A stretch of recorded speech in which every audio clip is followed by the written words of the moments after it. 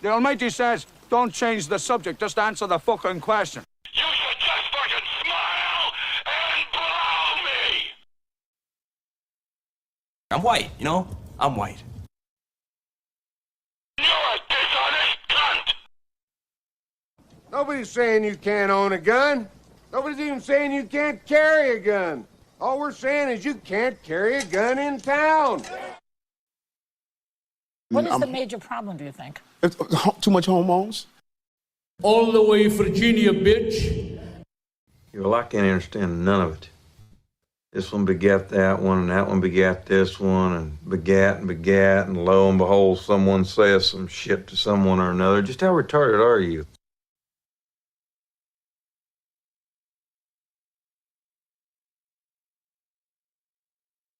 Rest now, brother.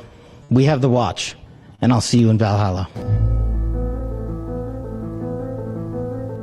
In certain extreme situations, the law is inadequate.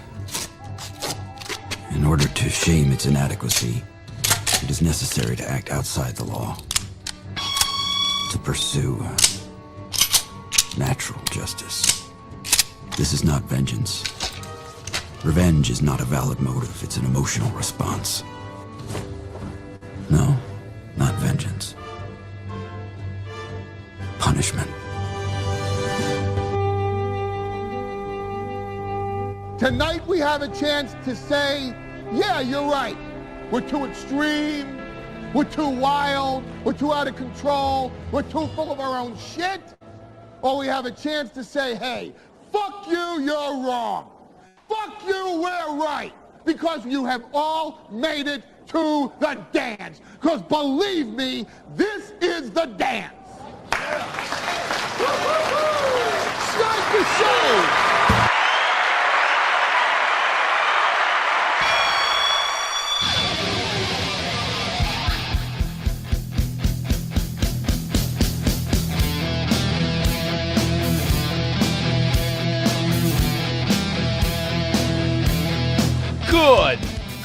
Good evening. Oh my God, welcome to the show. How are you? For life. Oh man, 10 miles on a bike, a little bit of lifting with the old legs. I'm invigorated tonight. Welcome to the show. Ain't nothing gonna break my stride. Ain't nothing gonna slow me down. Oh no, I got to keep on moving. People come here for the dancing. Welcome to the show. I'm so glad to have you. It's me, it's DDP. Okay, look, you might be saying, Aaron, I thought you got your butt kicked a little bit this morning. I mean, it ended up at 50 short. I said 75, ended up at 50 short. Then I got the merch report. You know, there's this weird thing that started happening. It turns out tens of thousands of people do listen to this show because last month I started plugging our merchandise, Streamlabs Steel Toe Show merch. And we got our merch report today. Hey guys, first of all, I want to say thank you so much. I hope you enjoy. The beanie was the biggest thing ordered. Kind of late in the year, but I appreciate it, and I hope you enjoy the hoodies. But I'm gonna go ahead and call today. This morning, I'm gonna say that we're good. Don't worry about it. Thank you, because as far as I'm concerned, the store, the merch, that's a form of donation, so I think it should count. And we're gonna put a little something in the rainy day fund, if you don't mind as well. So let's just say I'm very happy. I'm very blessed. I have an amazing audience. And if we could lock it down, I will report this. I did fuck up the membership count. It's 17, not 10. Oh, and I didn't, hold on. Jesse Lee Peterson is amazing. Then what else did we have tonight? Trump slips up. BB Watch. There, I'll just update that real quick for people. No Pen 15 Fathead with $2 says, did you send me my free VIP beanie? Were you one of the emails or the Facebook messages I got? If so, I filled those Friday. So yes, that should be on the way. And none of my Friday orders came back. That's 2 in a row now. 2 in a row I've had no Friday orders come back after being littered with them for months and months and months. There's a couple of guys, John and Gray Duckling. Last Friday, I ordered a couple items to me, and I'm going to either ship them to you or, depending on your guys' address, I might just deliver them by hand because your guys' and there was another one, Jim, and I emailed Jim to see if he could get me his information. He hasn't yet. His kept coming back as well. I think all of those guys are in central Minnesota. I might just drop them off myself. But otherwise, everyone else, I got like 5 emails from VIPs last week. I got all your orders, and those are on the way. Those are on the way. Yeah, no shit, man. Thank you very much for the incredible morning. Thank you very much for the incredible merchandise support and everything else. I also did my taxes today. Both corporate. So here's the deal. Corporate taxes were due today. I thought they were due March 30th. I'm so glad I checked. So I hurried up. I got those done. And then I thought, you know what? I got a little bit of time to kill before the evening show. Why don't I do my personal and see how it goes?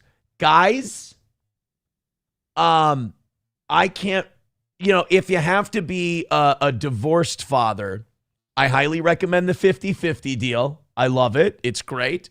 Don't bitch about your child support. It's cost of doing business. And number 3, that head of household bit. Oh, boy. Oh, boy.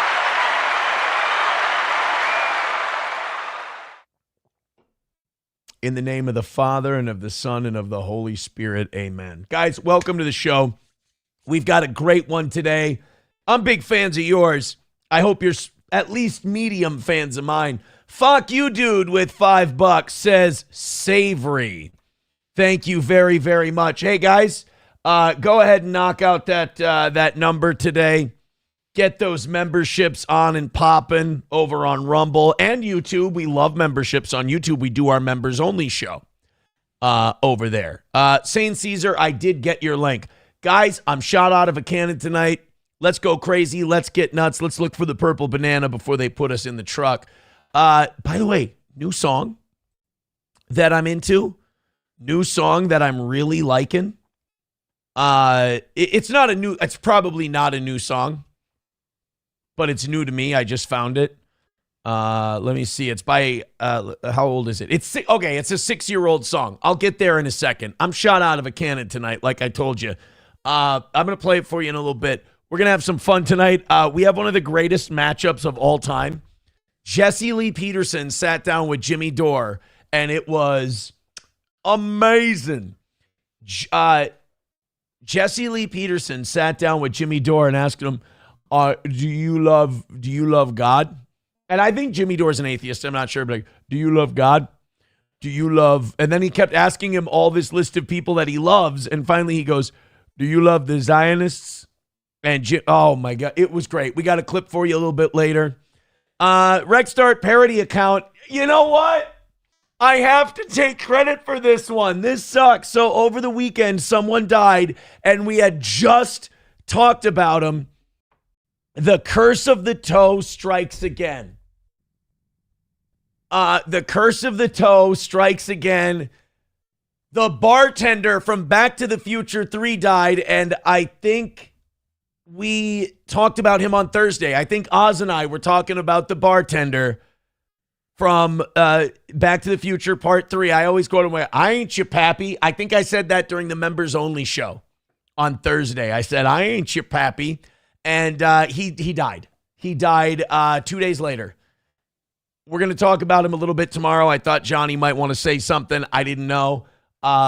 Thank you, Rexstart parody account. You know, a lot of people try to blame celebrity deaths on the curse of the toe. Like, we talk about someone and they die. Like, we got Paul Walker and a couple of other people. I think we got Hulk Hogan.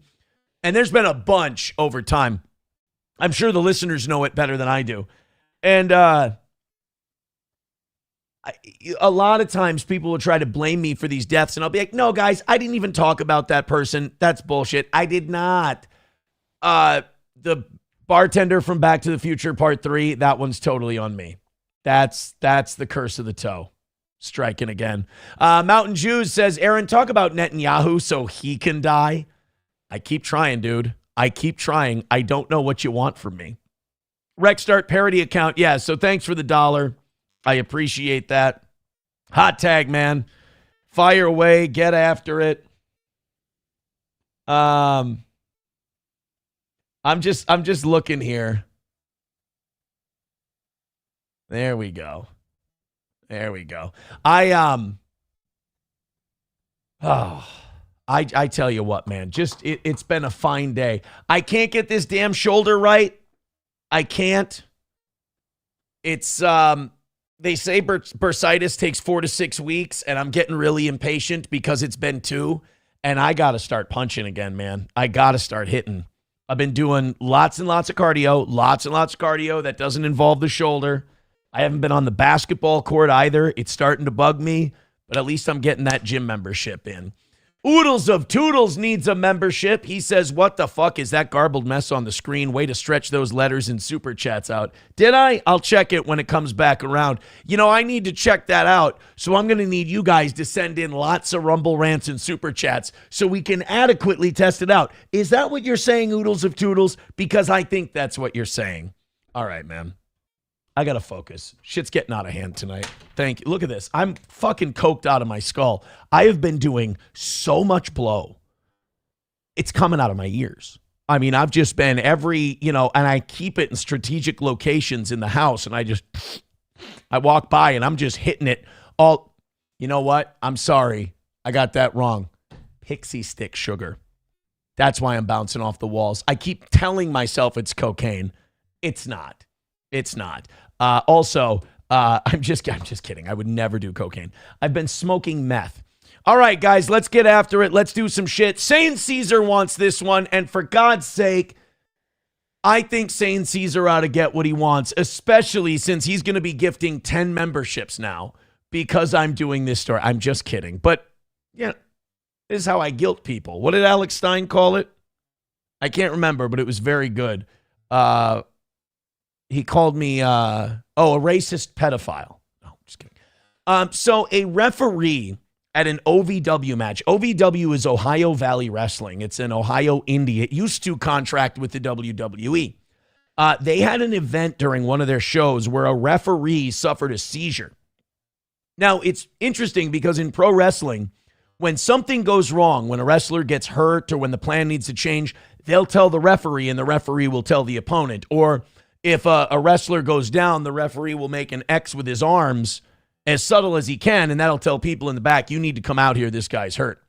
So what do you do when the referee is the one with the issue? Well, at Ohio Valley Wrestling, these pro wrestlers, and these are guys who are just starting out, either they're just trying to break into the business or they're guys whose best days are long behind them. And these guys are not ready for prime time because when this referee had a seizure, you know what? Just watch because this is a great what not to do lesson. Oh, down, he's down! Holy! So they did a spot where the ref got hit. Now that part was legit. That was part of the show.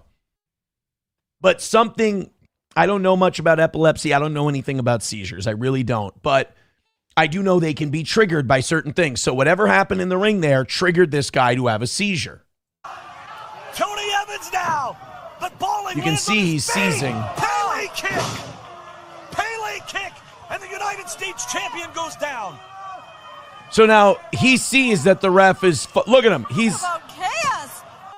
Absolute pandemonium. Drew Hernandez. Now, there's a lot of problems here because as he's flailing around like this, especially on a wrestling mat where it's vibrating and it's shaking, he could whack his head, he could break his arm, the big thing they worry about is biting your tongue. You bite clean through your tongue. So he needs attention right now. He needs to be like held or propped up. They need to put something in his mouth. Like he needs to be talked through this, and they're just jostling people around, 300-pound guys throwing each other all over the ring. Well, this guy's $150.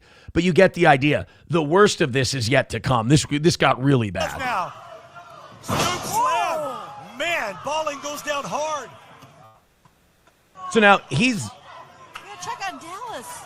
Dallas is not having a good night here tonight. Somebody do something. This guy... I mean, what do they think? Do they think he's just selling really well? Like, wow, you're really selling well tonight, ref. Good job. Watch what this fucking idiot is going to do. He's kicking someone. This is the universal sign for seizure. Nobody makes this hand motion unless they're introducing themselves to a faggy English lord or they're having a fucking seizure. That is the universal sign for I'm fucked up. And this guy's literally kicking him out of the way. Now, you could say, well, they're not medical staff. They're not trained to. You don't have to be Doogie Howser, MD, to know that when a guy's gimping out like this, you don't kick him. Oh, my God. Evans moving the carcass of Dallas Edwards out there. Oh! He just caught Hernandez. And by the way, he moved the ref over a little bit, so that accomplished nothing, and then went right back to the match. And how is nobody watching this on the monitors? I don't know if you know this, but one of the guys who owns and runs OVW is a former WWE guy named Al Snow. You would think Snow would know to send somebody out there, or there'd be a medical practitioner or a nurse in the crowd and somebody would do something. This is, what do they call this? The bystander effect. Everyone thinks that someone else is going to do something, so nobody does anything. Back fist.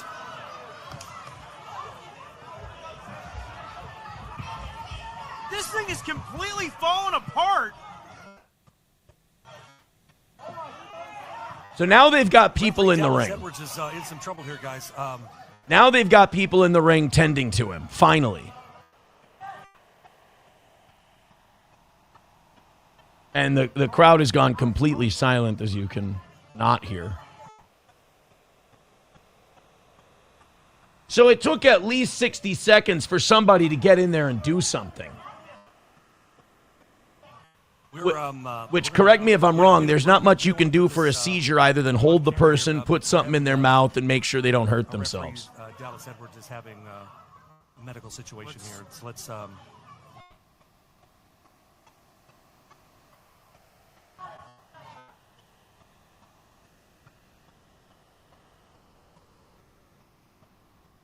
I wonder if this guy feels like shit for dragging him and kicking him. Trying to get him out of the way. I don't think you have to, know anybody who has a medical history to know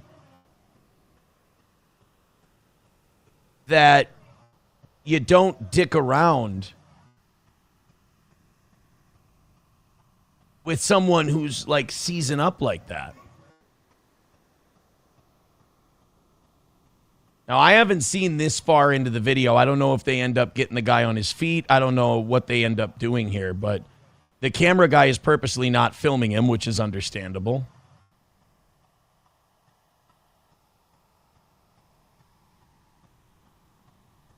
And I think that's all we're going to see of the whole thing. But, OVW over the weekend caught a lot of shit for this. For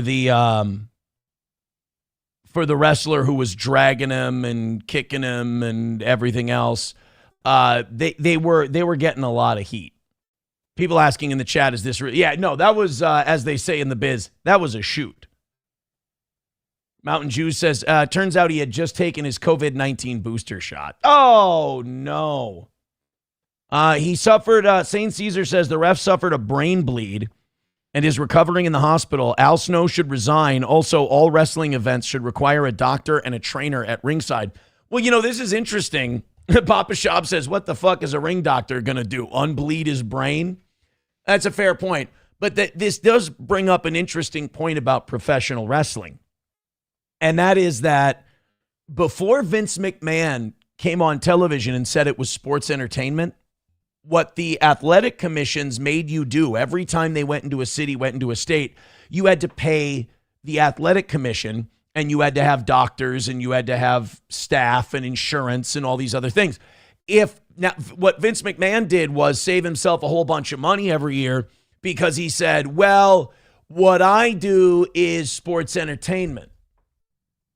And since it's sports entertainment and it's not an athletic competition, I don't have to have a doctor at ringside. Now, WWE, it doesn't matter because they have their own medical staff. They're fine. But for like OVW and these other places, it kind of makes it the wild, wild west. I've wrestled at 5 different pro wrestling events, and I don't think there's been a doctor at any of them. Or at least if there was a doctor, I never met him. I never saw him. 09 Canyon says, time does matter. Having a doctor nearby could save a life. Yeah, like with all that stuff, whether it's hematomas, other kind of brain bleeds, strokes, whatever. Historically White says, Al Snow, the guy with the head, one in the same. One in the same, my man. Same guy. So I think I don't know what if there's been any kind of punishment for Al Snow. Let me see. Al Snow, OVW. I don't know. I know people were really being hard on him. Oh, this is his first. He did speak yesterday about it. A stopgap, a way to try to police those injuries that occur and are serious enough to stop an event. And it happened to be through a referee. Please understand that in the entire time that I've been in professional wrestling, which is now coming up on 44 years in every company around the world, there has never been one time where an incident, an injury occurred, and the referee was the part of that injury that we could no longer use as a point of communication and assessment to determine the seriousness of that injury for the person that was involved. That being Dallas, being that certainly was different, unique, and we did not have at that time a standing procedure to account for the loss of So what he's basically saying is, at all these wrestling events, the referee will be wearing an earpiece. And the guys in the back will be talking to the referee. So like I said earlier, if somebody screws up, if somebody gets hurt, if somebody becomes incapacitated, the referee can relay messages to the other wrestler on what to do next. When the guy wearing the earpiece is the guy who's down, what are you supposed to do? St. Caesar says, Aaron, WWE have their own medical staff, but remember when CM Punk nearly died from infections and the WWE doctors told him to take Z-Pack, it's fine. Well, did he die? Rexstart says, is that Al Snow or Val Venus? It's actually Al Snow, but funny you should ask. Val Venus, Sean Morley, is like really active on Twitter, and he's like based as hell. Val Venus doesn't play no gay shit. Val Venus doesn't play no trans shit. Val Venus is 100% hello, ladies. He doesn't play, and he's not shy talking about it. Johnny Mars says, if he had known prior cases of this issue, why the hell would the company hire him? I don't think he did. Like Al Snow said, this is the first time that anything like this has happened in his 44 years in professional wrestling. This guy had a brain bleed, apparently. So, I mean, that can happen at any time. And in this case, it happened right in the middle of a match. Wally World, great question as we transition into our next topics tonight. Thank you for the $2. Appreciate that. Let's just have a bunch of those come in.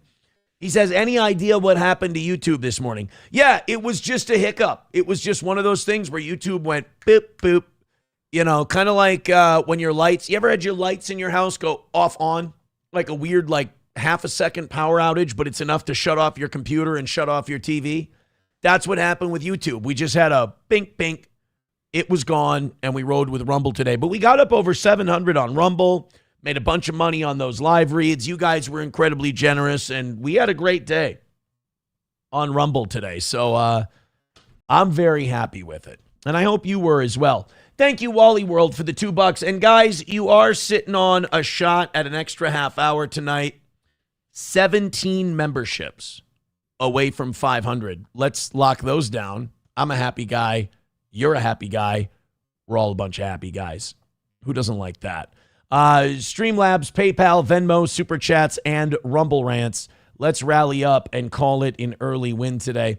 You know, I don't know why this got to me, and it got to me a lot more when I first saw it than it's getting to me now, but it still kind of annoys me. Last night they had the Oscars, and I don't know, you're probably kind of like me. I don't really give a shit about the Oscars. I don't care about whatever. Most of the movies I haven't seen anyway. I did try to watch Nuremberg on Netflix, and like the first half hour, 45 minutes of Nuremberg, they're going to the Vatican and shitting on the Pope and all of it. And I'm just like, okay, I see what this is.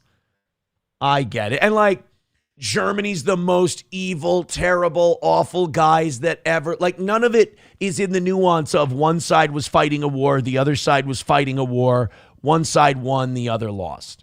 In fact, in the movie, it's like, Slattery's character is like yelling and screaming at all the Nazis and you piece of shit and this and that. And Herman Goering, played by Russell Crowe, Herman Goering says, you know what the difference is between you guys and us? And the doctor, Remy Malek plays the doctor. He did an okay job. And he said, what's that? He goes, you won and we lost. And that's kind of something we've been talking about on this show. You know, we've been pointing out, like, isn't it weird that in every war that's ever been fought, the good guy has always won? Isn't that, the odds of that happening. Somebody asked me today, they're like, name a war. You know, if you think that it's silly that the idea that all the good guys win the wars. Tell me one where the good guy lost. And right away, I just went, Napoleonic Wars. Napoleon was a guy who rose up through meritocracy and took on all of the dictator monarchs in Europe. And the dictator monarchs ganged up on him and he kept beating them 5-6 times. And then finally, they just kept coming after him and he made the grave decision to invade Russia, which was a mistake. And he beat himself. So I would say the Napoleonic War is definitely a war where the good guys lost. Because the British Empire they were not nice. I've made the argument that in World War I, there were no good guys, that no matter what side won, they'd both done to some extent levels of evil. So yeah, this idea that like the good guys always win. For God's sakes, the Soviet Union was part of the good guys in World War II. There is no world where a country that murdered more people than the Nazis did are somehow the good guys. And rape. Oh, boy, did the Soviets do some, as YouTube would say, graping on their way to Berlin. Oh, my God. It was like 1 in 10 or 1 in 8 German children born in 1946 were the product of a Soviet graping. Yeah, they altered the genetics of Germany for like a generation doing what they did. So, I don't know. It's the performances were good. Not as good for the amount of really good actors they had in it. But I don't know. Personally, in terms of movies made about Nuremberg, I recommend the TNT made-for-TV movie with Alec Baldwin and Brian Cox from back in like 2000. If you haven't seen that one, definitely go check it out. Hey, Wally World, thank you for the 5 gifted memberships, buddy. Wanna fuck? Let's fuck! I appreciate that. On a roll tonight. Keep that roll going. Let's just kick some ass and take some names tonight, boys and girls. I'm liking the way this is starting. 12 memberships away from 500. I like it. Eric Cartman says the Soviets were cannibals, too. Soviets were pigs, man. Just as Patton once said, on to Russia. On to Russia. Mark Cart says, how much have you had to drink today? What, are you trying to hurt my feelings? Says, I thought you weren't drinking, bro. I'm not. I've had an incredible day. We've, between the last time you saw me in the morning show and now, oh my God. The workout was really good. I haven't had a good workout since I hurt this thing. Today's was really good. Then the merch numbers come in, and holy shit, we end up knocking out this morning. We're off to a great start tonight. We got some great tax news. Although I fucked them up, I did get the email. You ever get that email where you file them and you didn't fix something? The federal taxing at the so each child on qualifying child must match in the e-file database. Okay, so when I was filling out each one of my kids to claim each one of my kids, I fucked up their social security number or their birthday or some damn thing, and I got to go in and fix it. Whoopsie daisy. My bad. No, when I was in the sauna today, this is going to sound really gay. When I was in the sauna at the end of my workout today, there were a bunch of dudes in there. So already I'm happy. And they were all talking about how much they drink. And me and this other guy were in there saying, like, God, I haven't drank in a long time. And, like, I almost don't want to now. Like, it's one of those things where, like, I think it was yesterday, I was like, I'm going to have a beer. And I was like, you know what? I haven't had a beer in months. Like, I had an old-fashioned on Valentine's Day. And before that, I think maybe New Year's was the last time I had any alcohol. And I was just sitting there like, you know, I'm kind of on a streak. And I kind of don't want to break the streak. So I passed on it. I passed on the having a beer yesterday while I was cleaning the house. I was like, it's going to make me feel bloated. I'm going to get tired. I don't want to. I will. I'll have another one at some point, but just when I feel like it. And these other guys were talking about how much they drink, and one of them's 35, the other one was like 50. And they're talking about how, like, yeah, if I really go out and tie one on, I'll have about 20. I'm like, Jesus. I think that having 5 is like fucking, I'm going nuts tonight. I'm having 5. I might pass the fuck out. These guys are out there talking about 20. Oh, my God. Joey Caravello's mommy said, you get bloated and tired from one beer? Bro, I don't really want to talk about it now that you're going to take that tone with me. But yeah, if I have 1 or 2, I get really sleepy. But if I have 3, 4, like if I keep going, then I don't get tired. It makes 0 sense, but it just kind of works that way with me. Abel Graham says, I can't drink so much beer anymore because of the bloat, and I'm not fat like you. Yeah, it's tougher. Me So Horny says, I would have said I just did an 8-ball of cocaine. How about you? Historically White says, 20, that's about my level. I'm an alcoholic. Yeah, that's a lot. That's a lot. I had 20 drinks one time, and it was at a cousin's wedding, and I don't think I was legal yet. In fact, I know I wasn't because they had to run interference when a bartender wanted to see my ID. I was drinking a Jack and Coke. A Morgan Coke. And I think I was like 19 or 20. I was at my cousin's wedding, and the bartender, I was sitting there with my uncle, and, well, I guess you would call him cousin once removed because he's my mom's cousin's husband. And then my second cousin's, it was my second cousin's wedding. And I'm sitting there drinking Captain Coke, listening to my, we'll just say uncle, bullshitting because he's a great storyteller.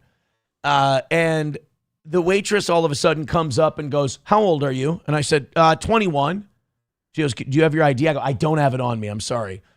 No, fuck. I fucked up the whole story. That is not what happened. God damn it. I screwed that up. Forgive me. It's been a long time. She comes up to me. She goes, what are you drinking? She asked me my age. I said 19 or 20, however old I was. She goes, what do you drink? I go, it's just a Coke. And she goes, can I try it? And when if this ever happens to someone who's underage and you're drinking booze and a bartender says, what are you drinking? And they go, let me try it. You got one chance. Just hand it to them confidently and just hope that you fool them. Because, like, worst case scenario, they figure it out. They take it from you. Maybe they kick you out or they cut you off. I don't know. Point is, you've got a 1 in a million chance that maybe they go, oh, yeah, it's a Coca-Cola. Enjoy yourself. So they said, what are you drinking? I said a Coke. They go, can I try it? And I go, there you go. Takes it, drinks it. It's a female server, hands it back to you and says, have a good night. as she's walking away, my uncle in earshot yells, "Huh, dizzy bitch doesn't even know what she's pouring." And I'm like, could you wait until she gets a little bit further away? And I got to drink the rest of that night. And I believe I counted 20 drinks that evening. That's the only time I ever had about anything approaching 20 drinks. I handled it pretty well. You know, when you're like 19, 20, 21, you can go. You know, even if you can't go. I've never been able to go, but once in a while at that young age, I could go. Fuck you, dude, gifting not 1, but 2 memberships. Thank you very much, fuck you, dude. You know what that means.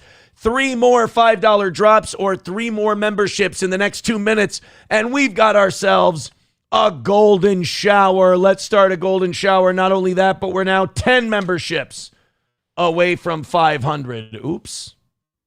I just fucked up our thing there. There we go.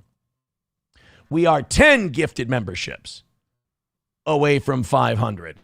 Kelly Cat says, oh my God, Aaron can wear a color other than blue. Hobo, come get your bitch. She's mouthing off. I don't like it. I don't like it. Everybody throw in a membership. I appreciate it. You guys are on a big roll. Big roll. We have, so anyway, I can't even believe, I haven't even gotten to this Oscars thing. So the Oscars were last night, and an editor for Hollywood Magazine posted this picture after everyone left the Oscars. This is just piggish. Like, this is just so inconsiderate. This is very Hollywood. Just let the little people take care of it. Let the ushers come in with their brooms and sweep everything up. This is so shitty. I hope you guys don't do this when you're at the movies and stuff. I hope you don't just leave your wrappers and leave your bottles and leave all your shit just laying around.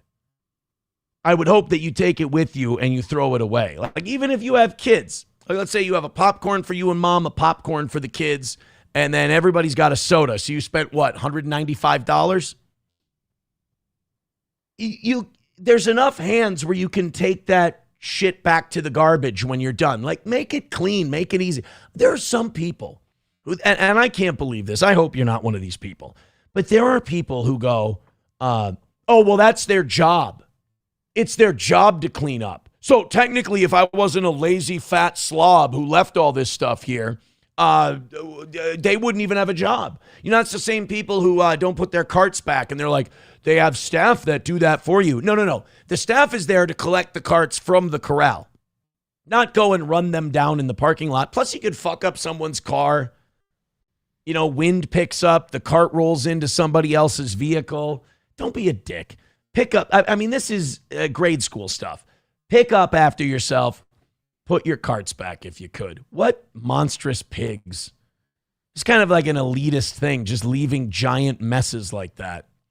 Reminds me of Roman indulgence. You know, just leaving your shit around everywhere. Hate it. I hate it. Or I'm a bitch. One of the two. Historically White says they don't want their pictures taken holding trash. I don't give a shit. I don't care. Taste Fairy Ialto says, I didn't even know they sold concessions at the Oscars. Me too. I'm thinking it's probably like a play, like a theater production or a movie theater. I'm sure they've got like popcorn and stuff. You just don't see the celebrities eating it because they're wearing nice dresses and nice suits. And what are you going to do? Take your buttery fingers and just rub them on your rental? No way. Eric Cartman says, that's a job for the Mexicans. I guess I'm wrong. I'm on the losing side of this one. Chevrolet JB says, if I want to pick up after myself, I would have stayed home. Son of a... Don't be... Yeah, like Taste Fairy Ialto and the Cartnarks say, don't be a lazy bones. Rusty Grammar says, I bring my own beverages, one in each boot, and leave with the same containers, like an adult. Miso Horny says, Aldi had it correct. You know what I do sometimes at Aldi? When I'm at Aldi, especially when I'm flush with quarters like a man of wealth should be, when I'm at Aldi, sometimes I'll just leave the cart unhooked. I'll bring it back to the cart corral, but I'll just leave it there for someone else to take, and then hopefully that person does the same. that person will take that cart with that quarter and they'll give that cart with that quarter to someone else and it'll just get passed along and passed along. I like the idea of that. I like that. The Steel Toe Morning Show. This is not me. $1 says, kind of like that type of person that'll get mouthy with a police officer and say, this is your world. This is your world. That's not what I said. What I said to the officer when I got a ticket and I was arguing with him and he was being a cunt about it, he goes, oh, God, I can't even remember. But I said, it's your world, boss. I just kind of gave up. I'm like, I'm getting a ticket out of this. Don't make it any worse. Anton GG says, have you disavowed the Dr. Till and his crimes against children yet? Let me say this. First of all, get Anton GG a membership, please. He deserves it. I saw what Ethan Ralph posted on Twitter. Ethan is all over my Twitter algorithm somehow, some way. And I get one of Mersha's lackeys, Dr. Till, who we've had on this show, and he was nice. He was the one time he's been in front of my, at least digitally in front of my face, nothing but nice, nothing but kind, actually did a good job on the show and had a good time on the show. It's a different show than he's used to doing or watching, but he liked it. And I guess he was, I don't think Till does a real show. I think Till kind of watches the internet, watches other people, and then just goes, oh, isn't that guy stupid? And, it'll work for a little bit. And he's part of the Mersh effect where they all kind of give money to each other and give the same audience to each other and recycle through. Well, he was getting after Ralph for getting arrested. Now, here's the deal.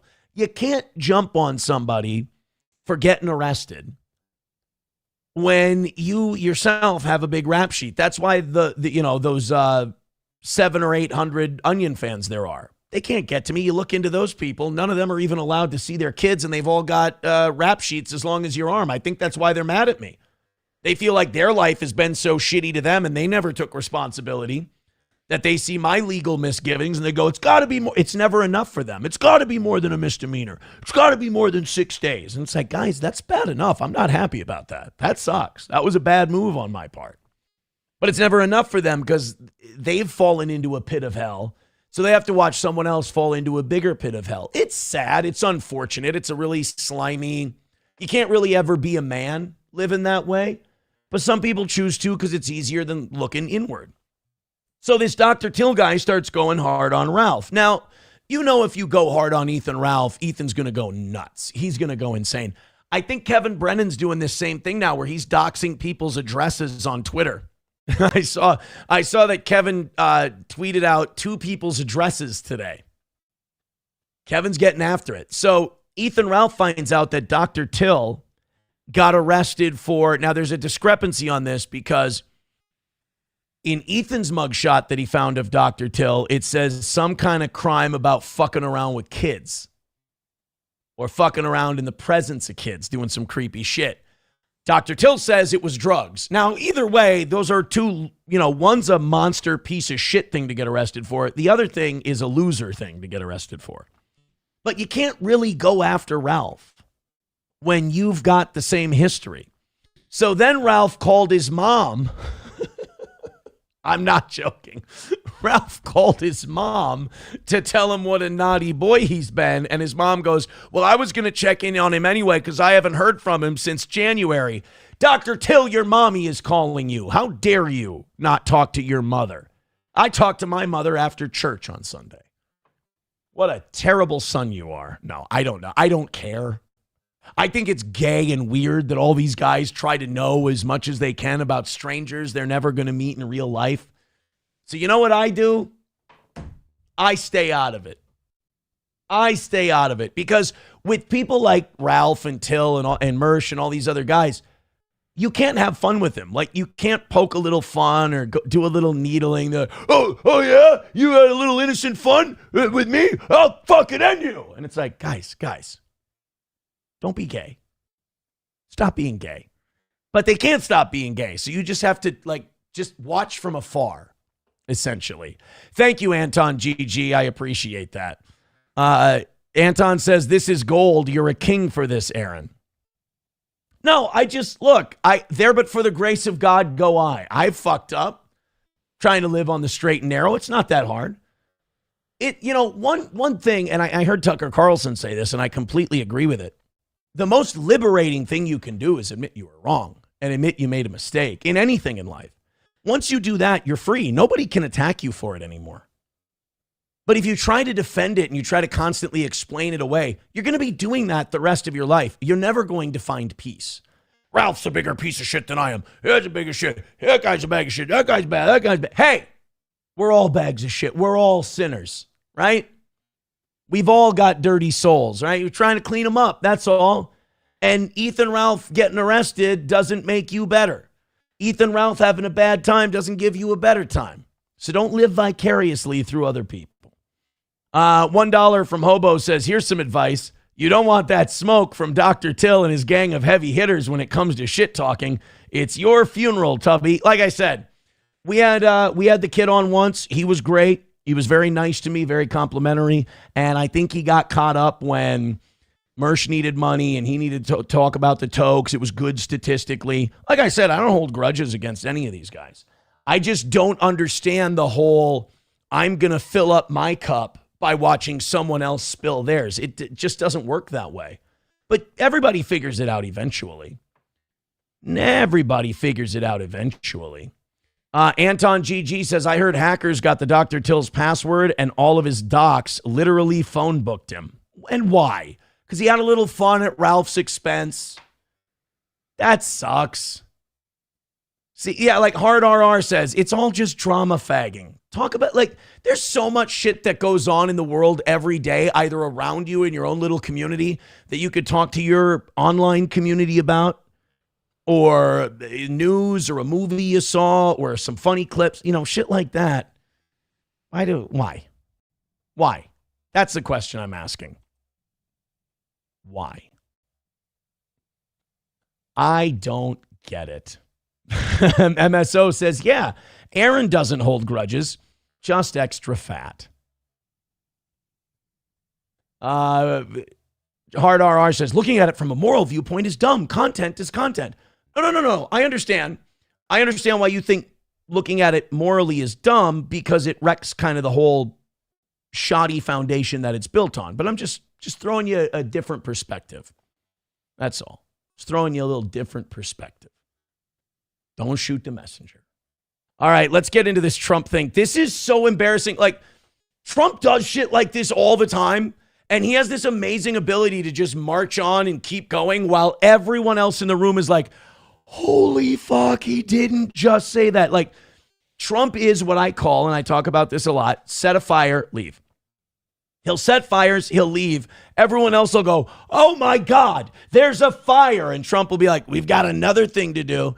So today, Donald Trump is at the Kennedy Center for a board meeting when somebody starts talking about this Florida representative, Neil Dunn. Neil Dunn apparently is not well. He's sick, but nobody knows how sick he is, or nobody knew how sick he was. He wasn't making it public. But Mike Johnson knew because he's the Speaker of the House. Donald Trump knows because he's the President of the United States. But here's the thing. Nobody else was supposed to know. They were kind of waiting for Neil Dunn to want to tell everybody publicly about what was going on with his health. So what does Donald Trump do in the middle of talking to Mike Johnson? Just lets it out how sick Representative Neil Dunn really is. We had one man who was very ill. It looked like he wasn't going to make it. I don't know. I won't mention his name. Should I? Do other people know his name? Do you want to mention it? He'll be proud. Go ahead. Tell him this. This is a conversation we have before we go out in front of the press and the cameras. There's a guy sicker than a dog, probably going to die. We weren't even sure he was going to make it. He might die. Do you want to tell him who it is? I don't think we've said who it is. Should we tell them? It's like, what the fuck? I think we should dox him. Sorry. Okay, well, thank you. Everyone watching this is going, let it be Netanyahu. Let it be Netanyahu. Let it be Netanyahu. Mr. President. I think if Benjamin Netanyahu is dead, they should give him the Nobel Peace Prize. I do. I think if Benjamin Netanyahu is dead, I I think that it will do more for world peace than if he had stayed alive. I think he should be the only guy who's like posthumously given the "your death made the world a more peaceful place." I would totally nominate Benjamin Netanyahu for the Nobel Peace Prize in 26 if he dies. Congressman Neil Dunn of Florida had some real health challenges, and it was very serious, and had a pretty grim. The best part of this is coming up. You're gonna shit. This is so good. And had a pretty grim diagnosis, and I mentioned it to the president, and I said, Congressman Dunn is a real champion and a patriot because he's still coming to work, and if others got this diagnosis, they would be apt to go home and retire. And what was the diagnosis? It was, I think it was a terminal diagnosis. He would be dead by June. Okay, that wasn't public, but yeah, okay. This is why I wish he wouldn't serve Israel and he hadn't gone to war with Iran. I like this Trump. It's shitty. It's a horrible thing that he just did, but it was done completely free of malice. He just wants to gossip. He just wants to tell everybody something he knows. Unfortunately, Trump lacks empathy for others, so it was about a very painful private diagnosis that this congressman had received that he wasn't ready to tell the rest of the world yet, but Trump was ready to have some fun with it. Be dead by June, wouldn't he? You know people like that in your family. In Minnesota, man, we're full of people like that, usually women, who they almost enjoy giving people bad news about something. It's really sick. They'll be like, "Oh, did you hear about Melissa?" You're like, "Well, you're saying it in an upward inflection, so I'm guessing it's good. She's going to die in a week."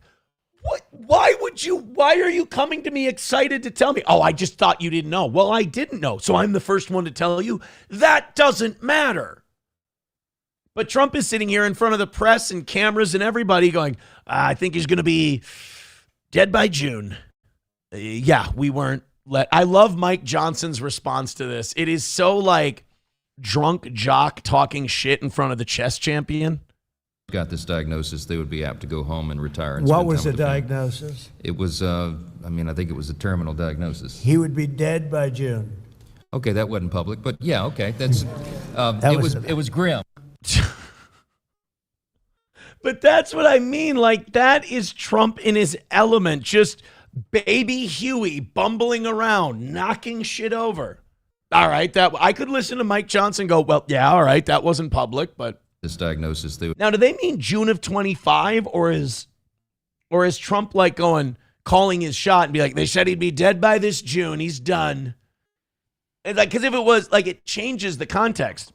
If it was last June, that's amazing. The guy beat the diagnosis date. He's a real fighter.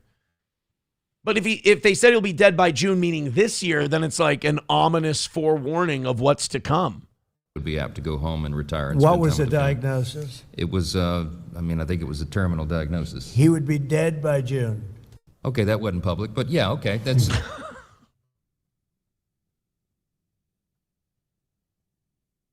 Yeah, that wasn't public, but this is so great. Look at Trump's face. He's smiling. He's so pumped that he got to give the news that this guy is dying. That's a hell of a diagnosis. He's going to be dead by June. Terminal diagnosis. He would be dead by June. Okay, that wasn't public, but yeah, okay, that's. Why are you smiling, you lunatic? Oh my God. Okay, that wasn't public, but fuck me, I guess, right? Like, what do you do? He's the president. It's not like you can tell him to go fuck himself. You kind of got to sit there and be like, all right, I guess that's where this conversation is going. I guess that's what we're doing. Now, my lost interest, if you were Donald Trump's lawyer in the middle of that, what would you tell him? By the way, thank you, Mr. Stellar on YouTube, for gifting a membership. I love the YouTube gifted memberships. Ezzy got one of them. So did Mark's Carts. Thanks, guys. No Pen 15 Fathead gifting a membership. Thank you very much. Hey, Rumble, show them how it's done. You guys are off to a good start tonight. Keep it going, and let's make it a perfect day for the toe. Thank you guys for all of your support, especially the people buying merch. That has really kicked it in the ass for us today. Thank you. Bapa Shab says they believe in nothing, give shape to shapeless demons through idolatry. Why wouldn't choose enjoy death? What the Ghost at the Feast says he said dead by June, not dead this June. Yeah, I don't know. My Lost Interest says Trump just wanted people to know he was the one to help cure him, more worried about taking credit and keeping the vote. He's only alive because I kissed him on the mouth. I gay made out with him, and now he's not going to die, which is great. McBuster says, if you, yeah, Wexner's lawyer, if you answer with more than 5 words again, I will fucking kill you. Oh, man. Yeah, I do feel bad for Mike in a situation like that. Although Dante on YouTube says Mike has a rent boy living with him in Washington while his wife runs gay conversation. I think he means gay conversion camps. Wait, is that true? Does Speaker Johnson's wife run a gay conversion camp? Mike and Kelly Johnson spent years promoting onward Christian counseling for potentially gay youth. What?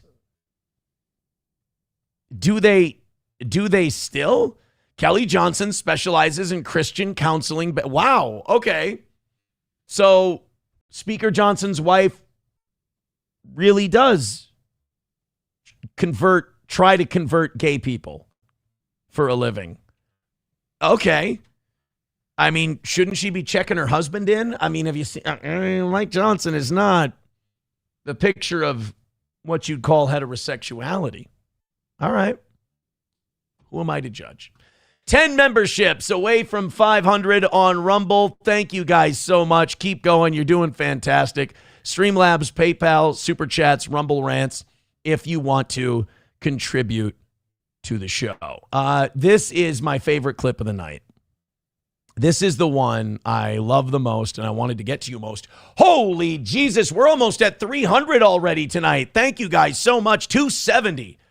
Checking out the toe. Keep it going. Hit like, hit follow, hit subscribe. A solid little evening shaping up here, especially if we keep going up. Jesse Lee Peterson, who we love on this show. I've been on Jesse's program. People have told me to reach out to Jesse and update him on April and I, because April and I went on Jesse Lee Peterson's show, and boy, he read us the riot act. He did a really good job. Old Jesse Lee Peterson. I remember April left that, she left that interview, and when we were done and we turned off the mics and the cameras, she looked at me, she goes, "Oh my God, do I think my dad's a pussy?" I'm like, I don't know. She's like, the way he was asking those questions, I mean, it made me feel like he was calling my dad a beta male. And I'm like, yeah, I wanted to answer his questions a certain way, but I kind of had to decide, between you being pissed at me and Jesse thinking I'm based. So it was wild, man. I like Jesse. He has no problem making you feel uncomfortable. I like Jesse Lee Peterson. I think he's awesome. And I think if I went back on his show for a follow-up interview, he would have a lot more things to say to me. Let's get after it here. So on his last episode, he had another one of my favorites on, Jimmy Dore. I love Jimmy Dore. I just love that he's insane. And I love that he employs Kurt Metzger, who's also insane in the best way possible. Jesse had Jimmy Dore on, and he was just going through the list of things. Do you love God? Do you love this? Jesse gets to the question about Zionism. There's two things that Jimmy does here that I find just hilarious. Watch Jimmy's face when Jesse Lee asks him if he loves Jews, and then his face when he asks him if he loves Zionists. And so do you love God?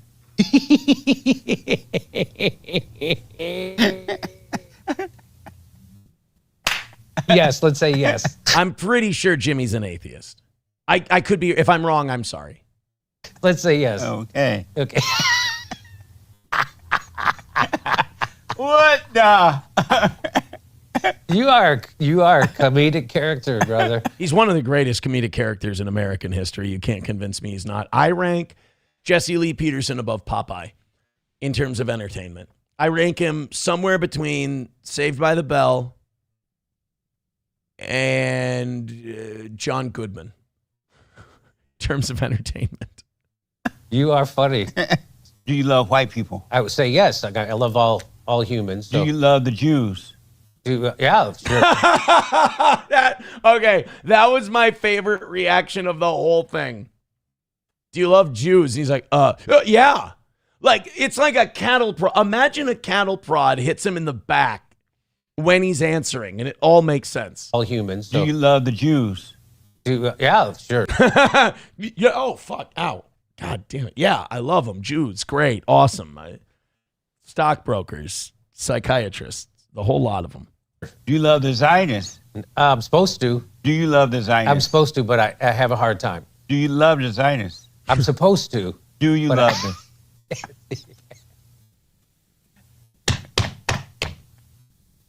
You're destroying me.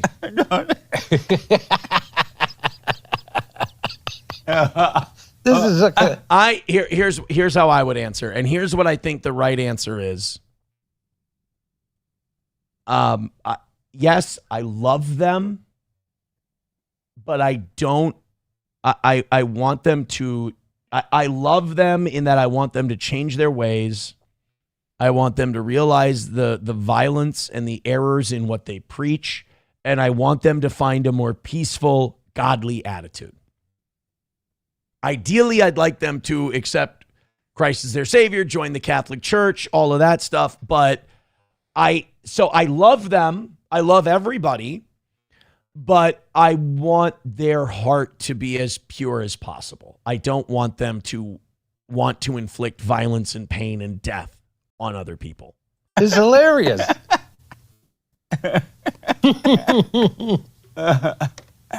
Oh my God, this is fun.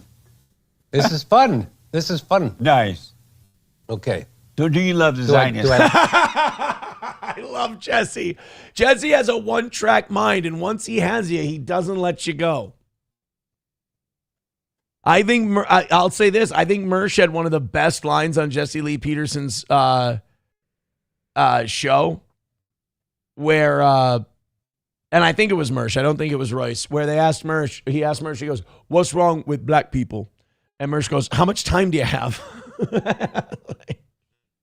And I think Jesse loved that answer. Love the Zionists? I mean, truth be told, I have a lot of Zionist friends. Uh-oh, that's what people who hate black people say about black people. Look out, Jimmy hates Zionists. He doesn't love them.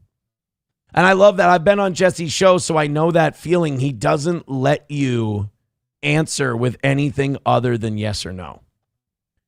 If you answer with anything other than yes or no, he'll just do that to you every time. He'll ask and he'll ask and he'll ask and he'll ask. And he won't let you go until you commit to a yes or no answer. He's very good at that. And for Jimmy Dore to give the answer of, a lot of my best friends are Zionists. Like, that's what people who hate blacks say about black friends. That's not good. That means he does not love those Zionists. At all. At all. McBuster says Jimmy Dore is a boomer and slow, but he did destroy Alex Jones the other day. I feel bad for Alex, man. Alex is going through something right now. I know he's shutting down InfoWars, which cannot be easy. So I empathize with him there. But he got like fucking hammered on Tim Pool's show. I don't know if you watched, but he was on Tim Pool's show last week, and he was calling Joe Rogan a pussy and a bitch and all this other stuff. And Tim was having a hard time corralling him, and he got this like weird coughing fit. It was bad, man. And I don't see... Here we go. Here's one of the clips of Alex on Tim Pool's show. And I'm pretty sure that Alex came onto the show hammered. Guys, you two got conflicts up here, take you all on right now. You guys are fucking tough. You're pretty tough. How about we just fucking fight right now? You're fucking real men. All of you. Come on, let's go. Every one of you. Let's go. Let's prove how fucking badass you are. Slug, let's go. You think you can fucking take me? Let's see what happens. I don't think I can take you. Jesus. First of all, you pan around the room to all the guys on Timcast, and I don't think the three of them combined weigh 400 pounds. So I don't think when you say you're all a bunch of tough guys, Alex, there are rooms where you can say you guys are a bunch of tough guys, and you would be absolutely right. And then there's a room full of Tim Pool, his gay co-host wearing a Slash hat, and the guy with the giant Junos. I don't think you're picking. Put it this way: if this was Punch-Out, you're in a room with 3 Glass Joes. No, you can. Why don't you fucking do it right now? Every fucking man in here. 1, 2, 3, 4, 5, 6, 7. Let's go. 8. I'm still taking Alex Jones because this bitch can't fight. Tim can't fight. Hooknose can't fight. I'm taking Alex. Let's go. Robbie will fight you. I'm ready. Robbie. I'm ready. That's a big motherfucker over there. I'm ready for war. I'm ready for war. I'm ready to fucking live in Joe Rogan's vagina. Let's start with the news. Hey, I guess. Hey, I just gave him a survival clip of the year to joke. You're trying to. It's comedy. I love Joe. Yes. I suck his pussy every night. Jeez. So Alex going through it right now. Alex is shutting down InfoWars. He said he's shutting it down pretty soon because of the lawsuits and everything. He's going to continue with the Alex Jones show. It's not going to be called InfoWars anymore, but he's soothing himself by talking about Joe Rogan's pussy. It's just that. It's Lindsey Graham, when he puts that foot long dick right in Trump's ass, that big old neocon, I just sit there and lube it up. Just gonna get the show taken down. I'm with the engineer. I'm like, get the show taken down. Oh, Lindsey. And I watch Rubio gets in, and then in comes Huckabee with his 12-foot, and they just boom, boom. And I'm just sitting there like, Huckabee's that hung, huh? That's what I do. Oh, God, Huckabee's an 18-foot dick. And I just... So Alex is, he's putting it to the audience that perhaps the neocons in Trump's administration are bending him over and sodomizing him. That's what he's pantomiming now. Those cocks, those neocon cocks, and then y'all comes in with that 80-footer. I imagine just cures Trump. I imagine Huckabee's watching, being like, "I'm kind of offended, but that is a compliment." Let's go. No, a 12-foot dick is a medical condition. You don't want that. You don't want a 12-foot dick. What do you do with the thing? You know, it's twice as long as a man. Your mother's been telling you stories about me again. Eric Cartman says Tim is like my channel for fuck's sake. Yeah, I don't think Tim was really appreciative of Alex going that route on his channel. You know, maybe we cut this to Rumble, perhaps. Hit like, hit subscribe, and hit follow. Do me a favor, guys. Make this a nice and easy one tonight. And everybody throw in $5. Everybody throw in a membership. I would really like that. You guys, once again, got off to a great start today. You're killing it. Thank you very much. And if we keep that vibe going, if contributions keep coming in at a regular rate, we're going to have this thing hammered out. So hit the PayPal. The links are in the chat, the Streamlabs, all of that stuff. Rumble rants. 10 gifted memberships. You get an extra half hour tonight, which is awesome. I have a confession to make. I think, in fact, I'm almost positive, I unironically like these looksmaxxing guys. I think they're funny as hell. I think this is just so entertaining to watch. Clavicular, this androgenics.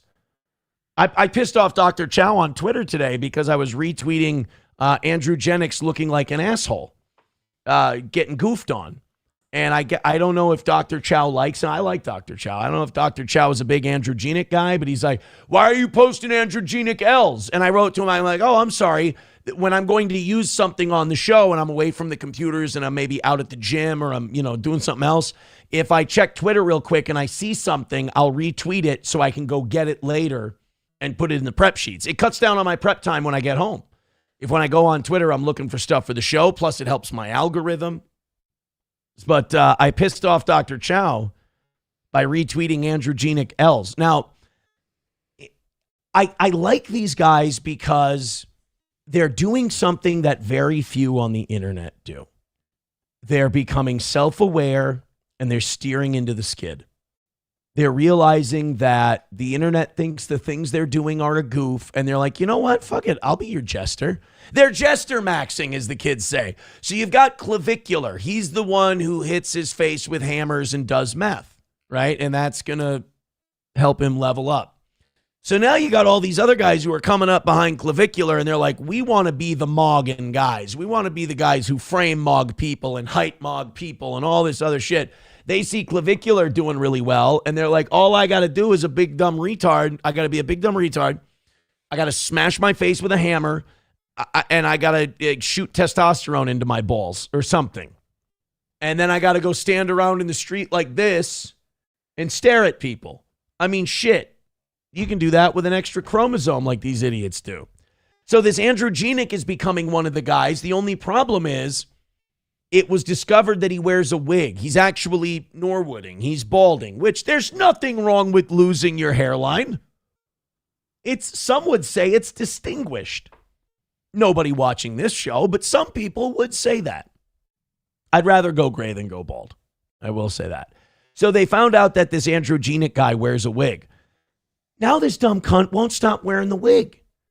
He's got a wig like stapled or glued inside of a baseball cap that he wears all the time. So now all people want to do on his live stream is take his baseball cap off. And he gets pissed off every time somebody does it. Like, stop. Nobody thinks it's real hair.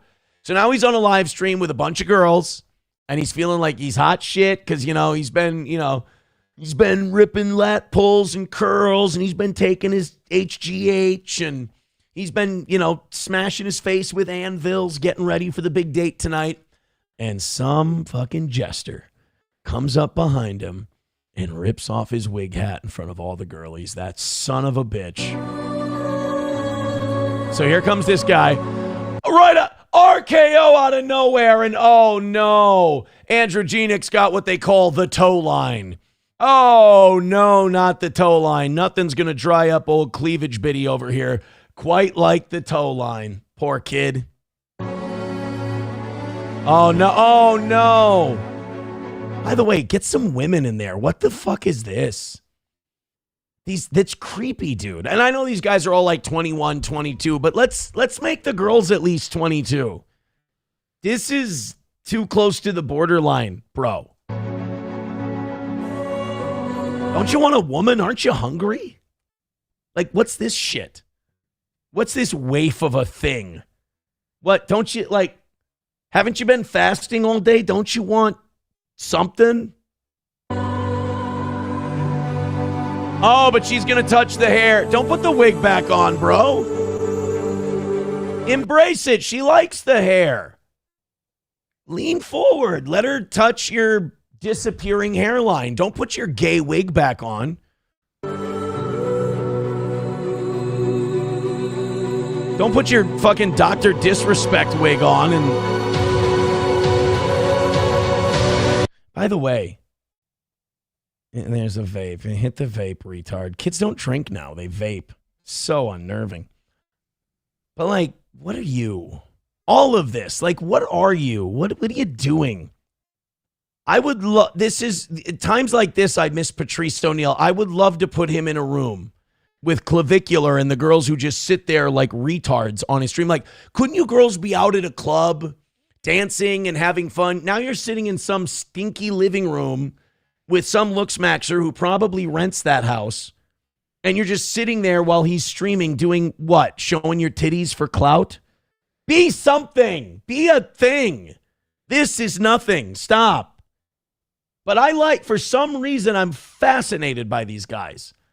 And the fact that they've made a gimmick out of just sitting there. They're sitting there and they're trying to be as big as they can. And when another big guy comes around, they square their shoulders up and get their arms out as much as they can and take up as much as the frame as they. I love that that's a thing now for them.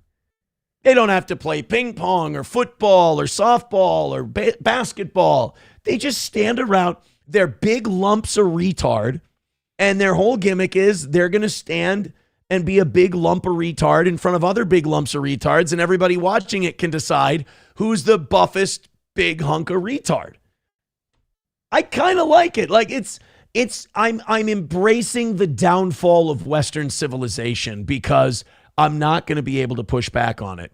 So now he's on Clavicular's stream.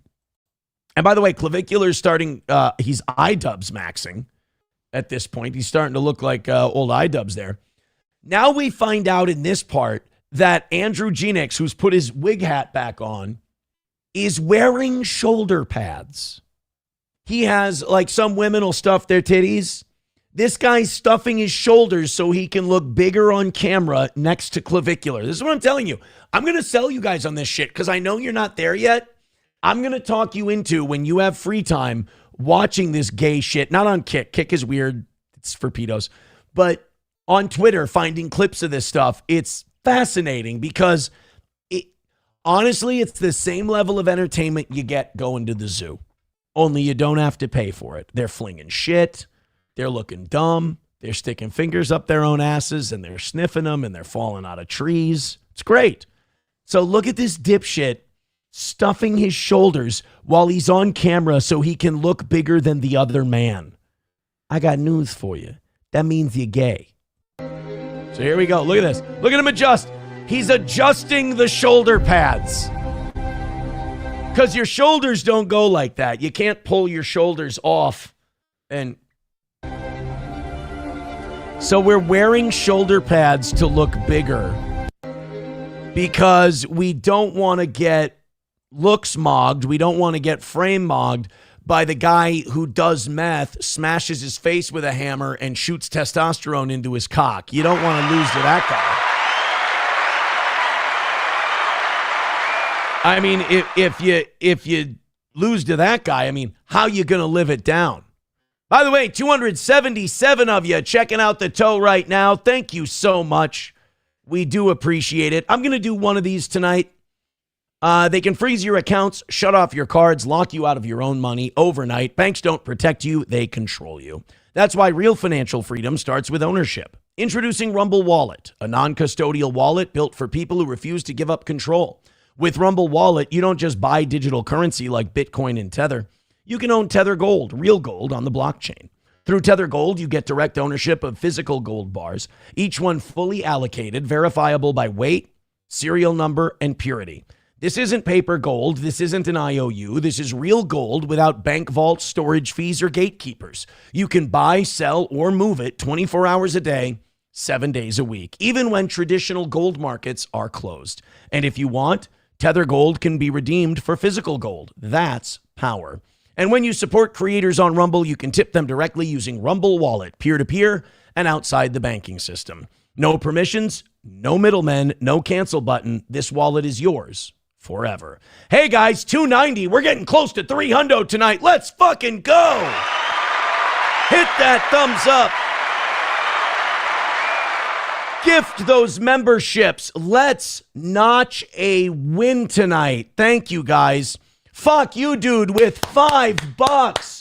Let's get some more of those going, man. Let's do this thing. Love you guys. Thank you so much.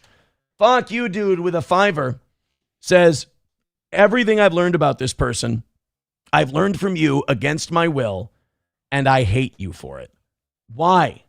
These guys are fun. This is so silly.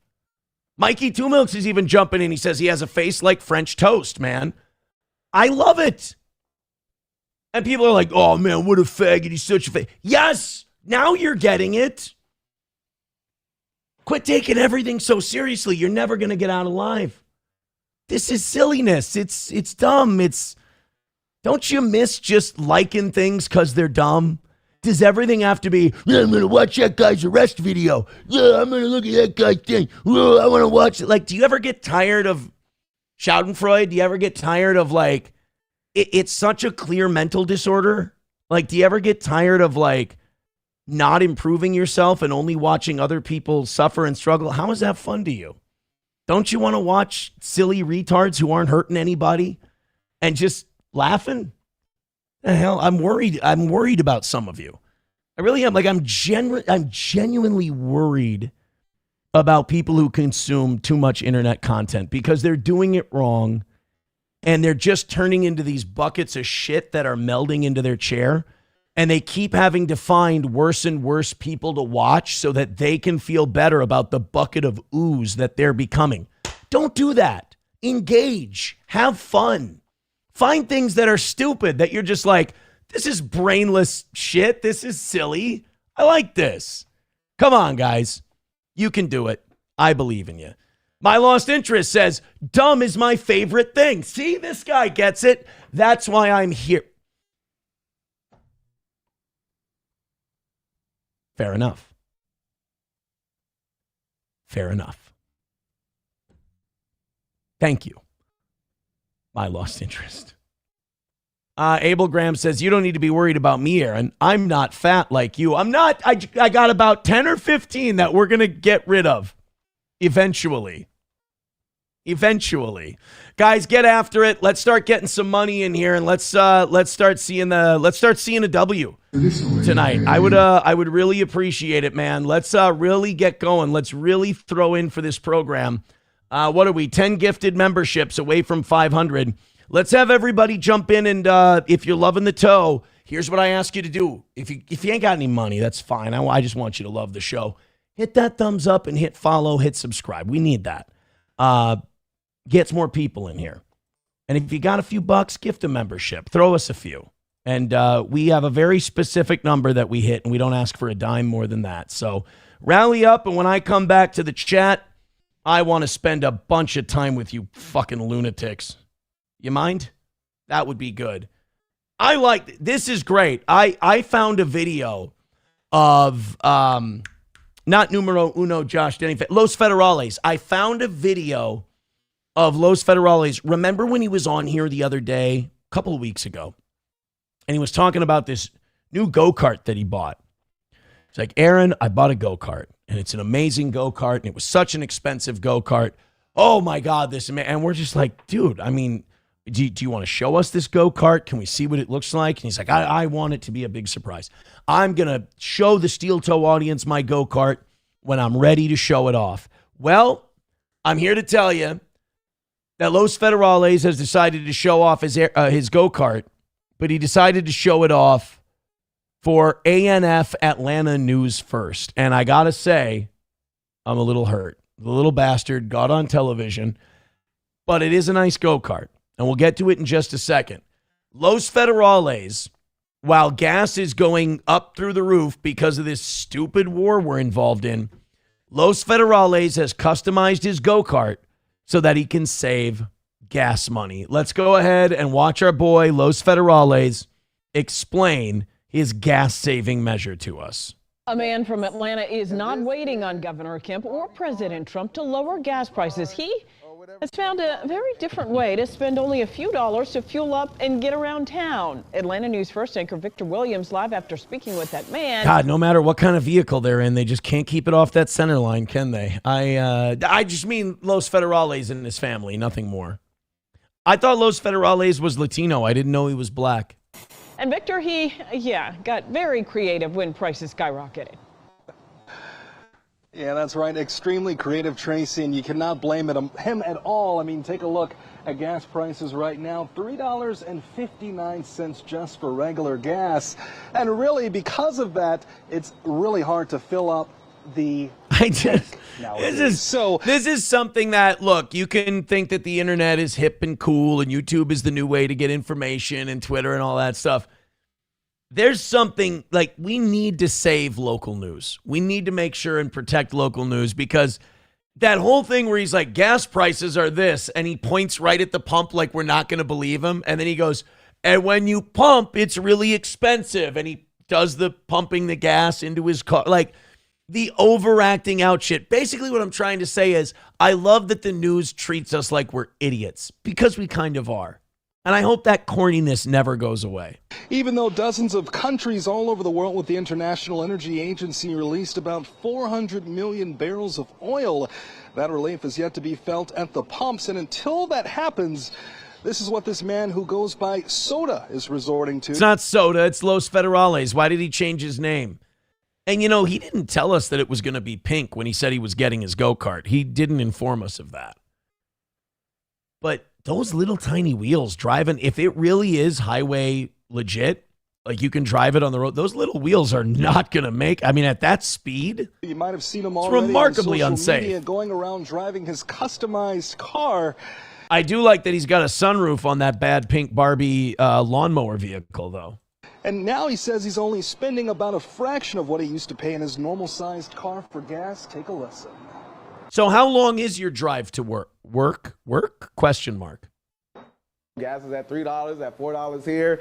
Don't let me drive down into the city where it's almost $5. So good old regular, what is it, 87? Yeah, good old regular gas takes about $2 to fill up, and I can go ahead and ride all day, man. And I can pretty much ride wherever I need to ride with. And whenever it runs out of gas, put another $2 in it. He's a producer. You notice this? Yeah, man, I'm just trying to produce that one beat that become a hit, and I'll be set. Keep on going.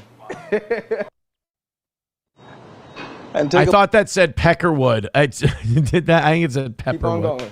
Look at this. I swear to God, when I first saw this Pepperwood sign, I thought it said Peckerwood, and I was like, it's fucking based. I'll give him that.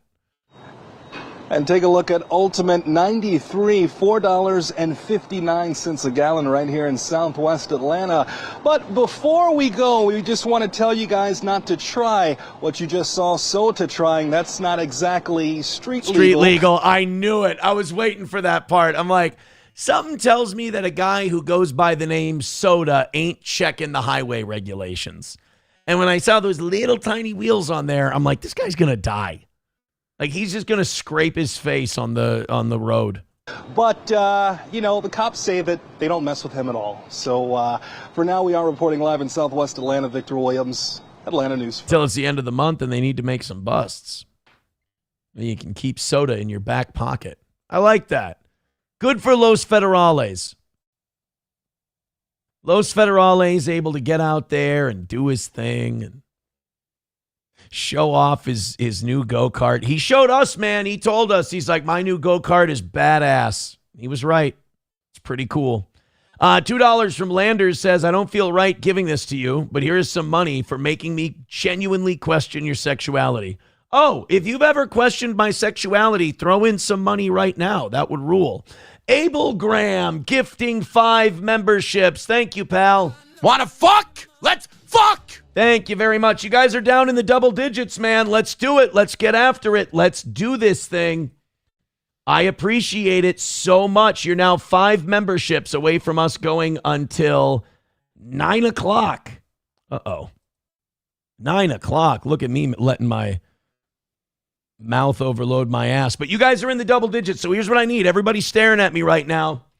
Everybody throw in 2 or 5, and we'll get this thing hammered out. And we'll call it a win before that 5-minute thing that I hate so much. Zim says, dude is microwaving plastic to make liquid cancer that happens to also be flammable. Yeah, it doesn't look like a safe vehicle at all. Adam Simon says, 1 wrong turn away from death. Well, I mean, he's kind of already living in the neighborhood where you're already the wrong turn. No Pen 15 Fathead on YouTube says, all it's missing is a smoke alarm chirp. What? I don't explain that joke to me.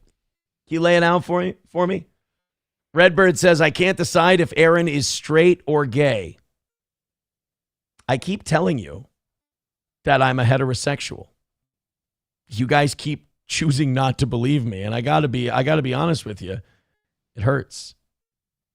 It hurts a lot. My Lost Interest says Venmo and PayPal down. I hope not. I'm just not getting notifications. I apologize. OG Anonymous Fake Dono with $10 says, Aaron, maybe time for a little higher cam angle.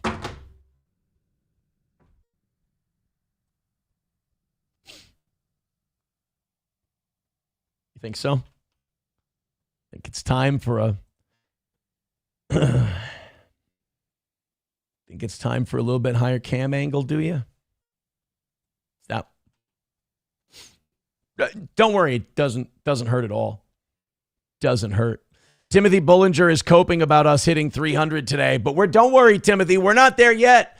294. Rumble is crushing it today. YouTube is way down tonight, but Rumble is killing it. Thank you guys very much. Keep hitting like, keep hitting follow. I need everybody to go on a thumbs up spree right now because we're at 292, 293, and I want to hit that 300. That's a good evening show. Oh, shit. 296. I'm telling you, the thumbs up works, especially on Rumble. Keep hitting that thumbs up. If you build it, they will come. 4 away from 300. Thank you guys very, very much. And I want to see that some bitch hit 300 before we're done tonight. Thank you. Mikey Two Milk says, Aaron will not the camera, not by the hair on his chin or than one, or that one, or that either. Historically White says, OG Anonymous Fake Dono is saying you're fat. Oh, I didn't know that. See, I didn't understand that was the joke. Papa Shab says, Aaron, DSP got a $1,000 dono today. You can't compete with that type of begging. Really? I haven't really begged for it yet tonight. I've encouraged, but I haven't really begged for it tonight. Maybe I don't think I could get a $1,000 dono. We got 500 last week. We got a 500 and we made 1,000 throughout the day. But I'm going to say this. I don't think I'm not aching for a $1,000 dono either. If we ever got one, I'd shit my pants. That would be amazing. I'd be very thankful. But I'm not holding my breath for it. Like I said, we ask for like 150 or so in the evenings. We ask for about 275 or so in the mornings. 1,000, that goes a long way on this show. So I don't think that's coming. All right, 290 is the number. I want you to keep hitting thumbs up. I want to see 300 before we're done here today. All right? Thank you. Did you guys see, and I think we're going to get kicked off of YouTube for this one, or at the very least, I'm going to have to do some editing after the show's over. But SNL got a new Tucker Carlson impersonator. One of their cast members, I don't know who he is, Jeremy Culhane, does a Tucker Carlson impression, and I'm going to bring it to you guys because you're a lot tougher critics than I am.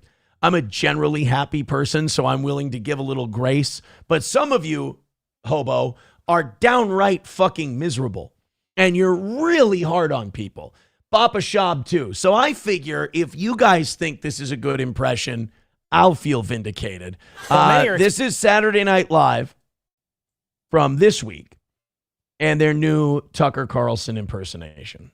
Excited for the Oscars tomorrow. Some people think liberal politics are influencing the awards too much. Here with his take is conservative commentator Tucker Carlson.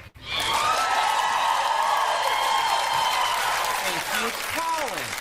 Let's all go to the movies. Huh? Really? Yes. Why don't we grab some popcorn and watch American culture collapse?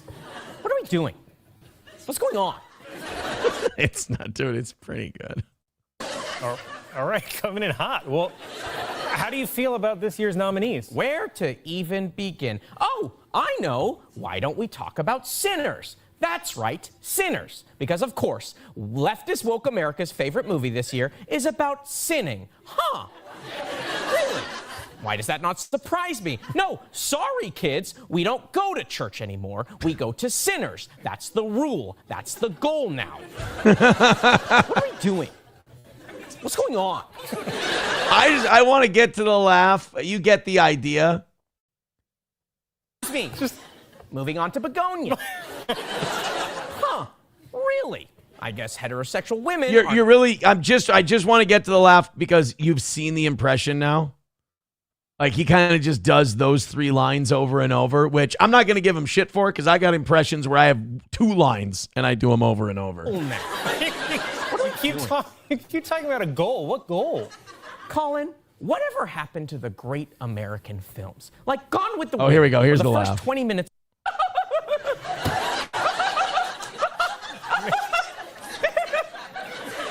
Man, dude, I gotta tell you, that laugh is just awful. That's not my laugh. That's the soul of an 18th century mental patient trying to escape from this locket. By the way, this is why I get a kick out of people who are like, oh, you know why Laura Loomer and other people are reporting Tucker Carlson to the Justice Department? It's because they're terrified he's going to run for president. Tucker can't run for president. Half the right is against him now. I like Tucker. But half the right is against him now, and the left hates his guts. Like, the left just likes that he's attacking Trump. They will never, I mean, if it gets to a time to vote, shit would have to get really fucked up in order for a lefty to vote for Tucker Carlson. They still think he's the devil. He's just kind of a useful devil right now, hammering away at Trump. I mean, the Democrats are just kind of sitting this out because, like a lot of midterm elections, the party that's not in power goes, I think we're going to sit back and not make any noise and not offer any input and not try to help at all and just watch these guys fuck it up. And it's working, so why change? But this idea that like, oh, Tucker could run for president. No. Tucker would be a terrible candidate for president. No way. Now, okay, McBuster says he's good. Me So Horny says it's too Jewish. Root says, okay, Tucker laughed at it. I feel like Tucker would laugh at it too. I do. Abel Graham says, update sucks now.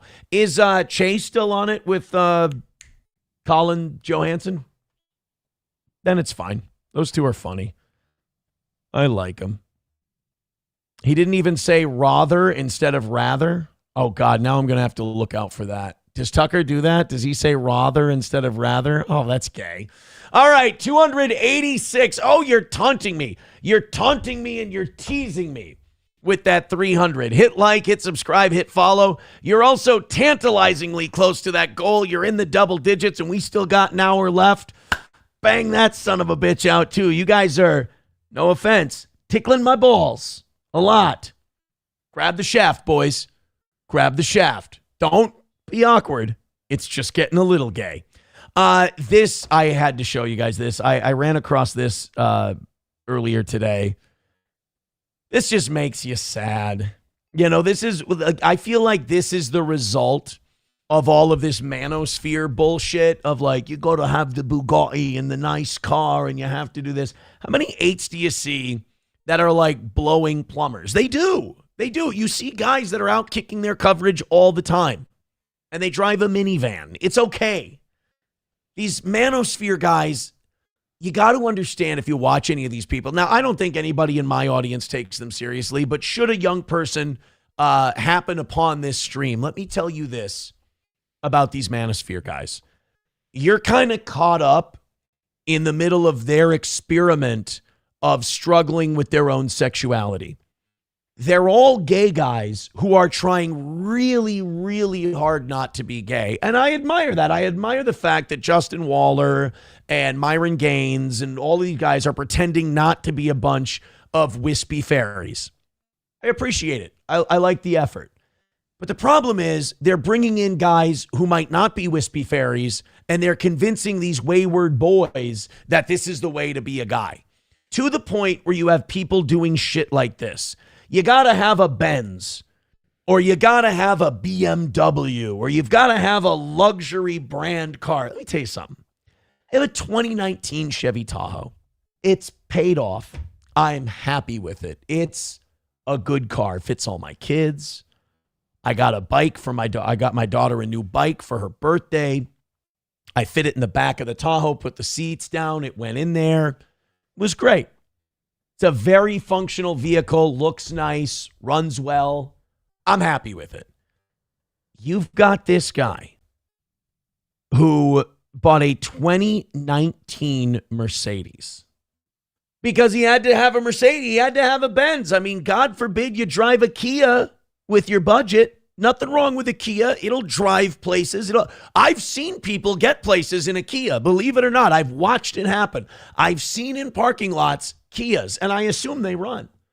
I've seen them on the highway. They're driving from point A to point B. And I bet you somebody driving that Kia is getting laid.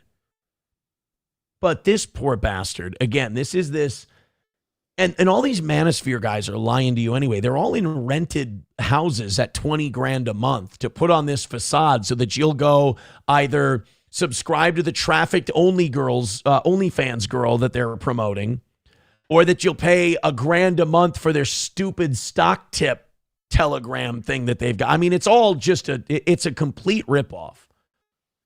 If it was SEC regulated, they'd shut the house down. But this poor fucker bought a 2019 Mercedes-Benz CLA 250 with 64,000 miles on it. Now, that's very low mileage for a 2019, I will say that. It's a $19,000 car. And this poor fucker took out something. I didn't even know this existed. He took out a 120-month loan. I thought that a 6-year loan, a 72-month loan, I thought that was the highest you could go. I thought most people did 5. And if you really wanted to get that number down, but you had to pay more interest, you go with the 72. That was like the absolute worst one you could get. I didn't know they were doing 10-month loans. This is like them talking about a 50-year mortgage. This is, I mean, the amount of, you'll pay more in interest than you will on the principal if you drag these out enough. So this poor fucker put $500 down on a 2019 Mercedes. And now he can say, yeah, I drive a Benz. Don't tell anybody what year it is. Don't tell anybody how much money you're paying on it. He's going to pay $670 a month for 120 months for a $19,000 vehicle. I mean, that thing isn't going to be running by the time that guy's done paying that down. That he will be paying on that car after he's turned it into 1877 cars for kids. Let's hear it, 670 times 120 months. He's going to pay. Bro, don't put that $500 down. You're going to need that $500. He's going to pay $80,400 for that $19,000 vehicle. So this is one of those buy here, pay here places where if you've got the worst credit you've ever seen, we'll still give you a loan. This should be illegal. Like this dickhead in the suit should be in jail for selling this car to this guy. This is wrong. Like, how do you do this and feel good collecting the commission, knowing that you fucked this guy and buried him in debt and made him pay 4 times what the car's worth, all so he can have a Mercedes-Benz? You gotta not listen to these douchebags. What's going on? Do you make piece of shit money? Drive a piece of shit car. Do you make really good money? Drive a piece of shit car. You are never going to be happier in your life than when you live below your means. I've lived to my means. It's stressful. It sucks. I hate it. And then I took a step back and I said, I'm going to live below my means. That way, if some bad shit goes down, oh, well, you've got a little something squirreled away. Water heater goes out, something like that. We're good. We're fine. We live below our means. $80,000 for and by the way, nobody explained the math to this poor bastard. Look at the stupid shirt he's wearing and the stupid pants he's wearing and his stupid hair and the stupid girl. No offense, I shouldn't call her stupid. Like, nobody sat down and broke it down with this guy. They just saw a sucker and they got a shitty used Benz that no Benz driver would ever want. Folks, it's your boy Steve-O got me rolling. Ashley got me rolling. Man, today. Oh, she works there. Oh, so she's part of the hustle. God, this guy. Just look at the way he's dressed. I walk onto a car lot. I see that guy. I'm like, no, thanks. I'm good. No, nope. Don't even worry. I'm not even getting out of the car. We got my dog Jay. Man, we got him approved on this 2019 CLA 250 Mercedes. Jay, how was your experience here today? Shit, it was good, man. I put $1,000 down, $675 for 120 months. Gonna fuck with my boy Steve on Ashley. Congrats, man. For 120 months. Now it says he put $1,000 down. Boy Steve on Ashley. Congrats, man. Do you say now? Jay, how was your experience here today? Shit, it was good, man. I put $1,000 down, $675 for 120 months. Gonna fuck with my boy Steve on Ashley. Come fuck with my boy Steve-O. Like, does this sound like a guy who's gotten a financial education by a father or somebody else? Or a teacher? We got to bring that shit back in school too, man. Teaching people about financing and lending and interest and borrowing and all of that. So you can't, because if you taught it in schools, the whole financial system would collapse. If you had informed buyers out there, this whole system that's built on credit would just fall apart. This should be against the law. This is where, like, as I get older, I'm becoming less of like a conservative Republican. Because it's like, this is where liberals maybe have a point on some forms of limits and regulations, because, like, you shouldn't be allowed to do that to somebody. That should be illegal. That should be wrong. You shouldn't be able to see some brain-dead dipshit who's been underserved educationally, doesn't know what he's getting himself into. You know what you're getting him into. You know it's bad for him, but you go, well, need to make my sales quota this month. That should be illegal. Selling to a guy like that. That shouldn't be right. Landers says predatory lending. 100% it's predatory. I mean, is there a word? worse than predatory? Rapey. That's a rapey lending. Fuck you, dude says, did he say 120,000 miles? No, the captioning got it wrong. He did say 120 months. 620 a month for 120 months. What's the, okay. So 80,000, 19,000. I'm trying to figure out what the interest rate would be. I mean, by the end of the loan, it's about 400. No. Yeah, it's 400% interest by the time it's done. It's evil, man. That's really, really evil. My Lost Interest says that should be illegal. It should. Would You says that's a jail sentence, 10 years. Yeah, that's a jail sentence. 10 years and at 600 something. If you're paying $600 some a month, you should be getting like a $40,000, $35,000 vehicle, not 18.9. That you got to do something about that.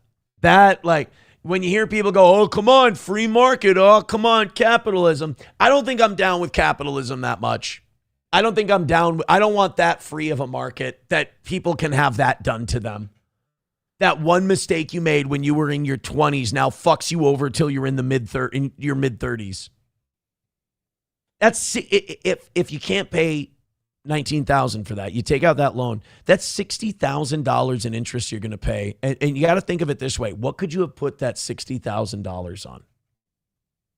Could have invested it, because he's going to pay it. So you're going to at some point in your life have that $60,000 either accrued or in your pocket. You could do something with it. Shit. It's at the point too, though, like I was looking at cars with someone else not too long ago. I'm not in the market for one. But like when I was in high school, you could find a dependable used car somewhere for like $2,000-$3,000. And it wasn't anything like for like $2,000 or $3,000, I got a 2000 Chrysler Concorde back in like 2010. I think it was like I paid $2,250 for it. And it was from some guy on Craigslist. He had gotten DUIs and he needed to buy a bicycle. And he wanted $3,200. I got him down to $2,200. And I drove that Chrysler Concorde for like 6 years. Almost the whole time I was in Litchfield, I drove that Concorde. And I was looking at vehicles now, like used vehicles. Like, what would you get someone when they're like 16 years old and it's going to be their first car? And dude, it's like, it's hard to find anything under 10. That's not a complete piece of shit. It's wild now, man. Brett McCart says in 3 months of payments, you could get a 90s to 2000s Chevy full size and practically have it brand new with replacement parts. But see, you have these guys, nobody ever teaches them that. They never learn that stuff. And then they go to a place like that and some asshole is just waiting, ready to just swoop down on them. Again, like My Lost Interest said, and I agree with them, it should be illegal. It should be illegal. Buy yourself a used pickup from the 90s, replace the engine, transmission, suspension, brakes, and you're less than $15,000. Yeah. I mean, this vehicle I have now, that's the last vehicle I'm going to make payments on. I'm done. It was fun. I mean, I bought that Tahoe. It's pretty much brand new. I think it had less than 15, might have had less than 10 on it. I think it had like 9 or 10. It was less than a year old when I bought it. And it's a great car. I love it, but I'm going to ride this thing until it rusts out and the wheels fall off, which I think it's only at like 135,000 miles now. So it's what, halfway? I probably get that sumbitch to 3, and I will. Because like making car payments, I don't get it. Is it a status thing? You're buying a more car than you can afford? You know, find someone who thinks that saving your money and not overspending is sexy. You know, find someone who feels that way. Because I'll tell you this, if you find someone who's like, oh, that's a big, sexy vehicle, you should get it. Oh, that would be so great. Oh, man, that would be such an amazing vehicle. That's so much better than you want. That kind of person who encourages you to do that, is never going to be happy when any kind of money runs out or you run into any kind of financial hardship. They're just going to be selfish. And they're going to go, hey, but what about me? Oh, what about this? Why can't we do this? And it's like, well, because shit happened to this really nice car. Or we bought this really nice car, and now shit happened somewhere else, and we got to spend our money to pay for that. Live below your means, and you will. Nobody has ever regretted living below their means. Nobody's lived beneath their means and gone, man, I'm really upset that I have all this money. But the world is full of people. And I mean, it's our parents, it's our grandparents, we've got aunts, we've got uncles, we got friends. It's probably been us at some point. I know it's been me at some point. A lot of people have been unhappy with living up to their means. A lot of unhappy and stressed out people living that way. I've never met one person who lives beneath their means and is like, man, I wish I spent more money. Doesn't happen. One Head Rex says car dealers are worse than lawyers and tax collectors. They can be. They can be. Roots Calhoun says buy older, cool cars and trucks and learn how to work on them. Chicks think that's hot. They do. Roots is not wrong. There's plenty of those out there. That's for sure. Keep gifting those memberships. Keep hitting like. Keep hitting subscribe. 290 of you checking out the toe right now. You're doing it to me, aren't you? Oh, I love you. Thank you very much. Keep hitting like. Let's get over that 300 number. And really, we're in the double digits away from the goal tonight. And I'm really excited about that. So just keep firing them off one after the other. And let's call it a win for the toe tonight. You're also 5 gifted memberships away from us going until 9. So let's do it all. My Lost Interest says, sounds like maybe Aaron has been there with a chick before. Oh, God, when inflation hits really hard and, the kids need a lot of dental work done and you're spending a lot of money and you have to go, hey, I don't think we're going to take a lavish trip to Las Vegas this year. Why not? We deserve that. We deserve that. We deserve that trip. It's like, hey, this is called being a fucking grown-up. And that's the shitty part about being with someone younger than you, especially, is you're like, hey, I've been through this cycle in my life more times than I can count. Like, your 20s is full of those moments where I wanted to do some shit. I can't. And then you get to your 30s and you have kids, and then, yeah, shit happens where you value that more and you go, yeah, maybe we can't take a big lavish vacation this year. And I've always said, if that's your biggest fucking problem, you're doing great. Don't worry. Just be a happy person. But like that idea that, oh God, I'm so glad. Let me just say, I don't want to besmirch anyone. Let's just say I'm so happy where I'm at. So happy. You cannot, it's never too late to pull the nose of the plane up. Let me say that to anybody who's wondering. The worst thing you can do is believe in the sunk cost fallacy. You can turn it around today if you want to. Ghost at the Feast says, not all young people are stupid. I was so much more responsible in my 20s. You're more responsible then than you are now? Damn. 09 Canyon says, I don't need a car, but I'm always looking because if something happens to mine, I don't want to be going in blind shopping for one. And if I find a gem, I want to get it when I find it. Yeah, my only thing is, like, I don't know what I want. I'm kind of planning on the Tahoe running for another decade. Tax-free, bish. And I don't know, like, I don't want to buy another vehicle. Because you sit there and you go, and I'm going to pay cash for the next one. But like, you also go, God, the things I could do with this cash, And the older I get, the more it's like I could put it in investment accounts and watch it grow. Like when you get older and you got all that dumb shit out of your system, watching money in the market grow is one of the most exciting things you can do. I'm ready for 40. You can tell I'm ready to turn 40. It's not happening very quickly. I got 9 months and change until I turn 40. But you can tell by the way I'm talking, I'm ready for 40, man. I'm there. I'm ready to go. I'm at peace with it. I'm excited for it. Now, on the flip side, when you start putting a lot of money, when you start investing for retirement, you start maybe having another account somewhere else, The most stressful thing is like when your dipshit president starts a war and you watch everything go down. That sucks too. I like these topics. People start talking about their own shit. I love that. Thank you guys very much. Mikey Two Milk says, I didn't grow up. My guns just got more expensive. Can I defend people buying guns for a moment if I could? Guns do have, like after you buy them, they hold value. Like, it's not like you buy guns and it's just, oh, you've consumed, the money's gone, whatever. Guns do have value. I wouldn't go as far as to call them an investment, but your guns have value, especially if you take care of them. Gurmy says, Tahoe ain't running for another decade with all the miles you put on it. I think I only put $15,000 a year on it. Had it for 6 years. That would be, oh shit, I'm terrible at math. Yeah, I probably put $115,000 on it in 6 years. Let's see. 115,000 divided by 6. Oh, shit, I put $19,000 a year on it. All right, 8 years. How's that? We've got a lot of people with some very interesting stories to tell. Please throw in a membership. Please throw in a couple of bucks because we are getting very close to that goal. And I want to hit it before 8:25, man. And again, 5 memberships come in. You've got me till 9 o'clock. That's the deal. Nader P says, I got my 05 Impala for $400 off someone that just didn't want it anymore.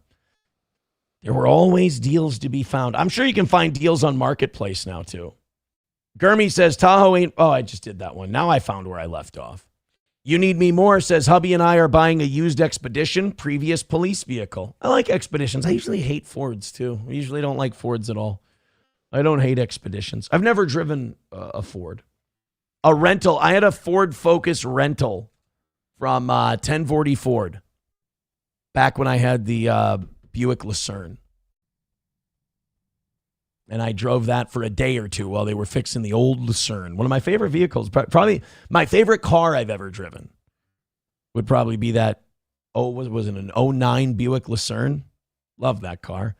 I drove that one until it died. I didn't wreck that one. Ghost at the Feast says, I was told to stay with 1990s cars before the car became a computer. Bro, can I make a recommendation if you find one in good shape? Any 1998 or 99 GM vehicle that has their 3.8 liter V8 engine, that thing will run for cunt ever. I mean, that thing was indestructible. So if you can find one that's in good shape and you're into buying 90s cars and shit like that, may I recommend the 1998 or 99 Pontiac Bonneville. Even the 2000 is nice. Get an SSI, is it an SSI or an SSIX or something like that. Get the turbocharged one with if that's still the 3.8 liter GM engine. Those 3.8 liter V8 GM engines from back in those days were notorious for being indestructible. Very good engines. Nader P says, and it has the 3.8 liter V6 in it. Was it it was a V6. I'm sorry. What? V8. 3.8. Fucking retard. Sorry, I got a little excited about my old cars. Silverwolf says, I miss my 99 Taurus wagon. 5-slot CD player. Oh, that was a 90s special. You probably had it loaded with Linkin Park, didn't you? And Incubus, you fucking guy. Cassette player, 3.0, DOHC. Fucker couldn't die, and it was super fun. No, Gurmy, it wasn't an SSRI. Not what it was. You'll Be Fine says, I just found a 94 GMC Sierra regular cab with 90,000 miles on it for $5,000. There's a throwback. One Head Rex says, Pontiacs are monsters. Had a 70 Le Mans. Drove it everywhere. Mountains, salt flat. Dude, my 98 Pontiac Bonneville was an absolute gem. And then I so good that I bought a 99 after that. Loved them. My first car was a 1998 Pontiac Bonneville. Loved it. Although you got to be careful because car people, forgive me if I butcher this. The upper plenum on the intake manifold was a plastic piece, and it was for fuel efficiency standards. They had to make it that way. And it would warp and it would end up leaking. And you would always have to get that repaired. There was a metal aftermarket part that you put in there, and you'd never have that problem again. So if you ever do get the 98 Bonneville, make sure you get one with the metal upper plenum intake manifold thingy. Did I get that right? I hope I did. Hit like, hit subscribe, and hit follow. $2.96, you douchebags. I love you so much. $2.99. Come on. Do it. And then after that, hit the goal. $2.99. Hit like. Hit $2.98. Hit follow. Share the show. One person. We need one more person to jump in here. And then we need everybody gifted membership. 301, we did it. 302. Oh, boy. Thank you guys so much. Now we knock out the goal, and it's officially a great time. Nader P gifting a membership. Thank you very much. How about 4 more of those and we get ourselves a golden shower, huh? Oh, boy, I'm amped up tonight. I told you, I'm in a good mood. And now that puts us 4 gifted memberships away from me going until 9 o'clock. And I got plenty for you. We can go till 9. Mikey Two Milk says someone will eventually scroll past it on Twitter and you'll get that other view. That's not how it works, my man. That's not how it works. You can't do it that way. Unfortunately, I wish you could. You sound like you've been going to those steel toe cope boards where they don't like that I don't do things their way. Oh, Mikey, you're poisoning your brain with nonsense. You're going to turn double-digit IQ in no time. Another win for the toe. Thank you very much, Abel Graham, for 2 gifted memberships. 2 more gifted memberships, and we've got a golden shower, and we're nearly $50 away from a win tonight. Let's go. 3 gifted memberships coming in. 2 more for the golden shower. Thank you very much. Oh, Mikey, I didn't know that you were a steel toe cope guy. Sorry. I don't know what I did to you. I thought I've always been nice to you. Thank you guys very much. I appreciate all of the support. Huge night tonight. Keep it going. I feel like Andy Worski. 10 Beer gifting a membership over on YouTube. You're right, Mikey. Impressions are not views. Twitter doesn't count them either. The views and the impressions are always different on those. Again, a lot of cope. Hey, you love the show. You're a fan of it. Be happy that it's doing well. Thank you very much to 10 Beer for gifting that membership on YouTube. We're almost there, guys. Keep gifting, keep throwing in. Very, very nice. RP Jesus is the one who got that membership. All right, no more being a dick to Mikey. I like Mikey. Don't make a fuck out of me, Mike. I don't like doing that to you. All right, we got a little bit of a cop controversy out of Daytona Beach. These are always rough to watch. And, there are some people, and I think some of them count themselves within our audience, that they sometimes look for a way to be on the cop's side, if that makes sense. Like, the more fucked up the thing the cop is in trouble for, the more they're like, well, maybe if we see enough of the body cam, we'll see a part where we can kind of get his back. And you know what? I'll be fair. Sometimes that does happen. In fact, I would say at least 50% of the time that happens.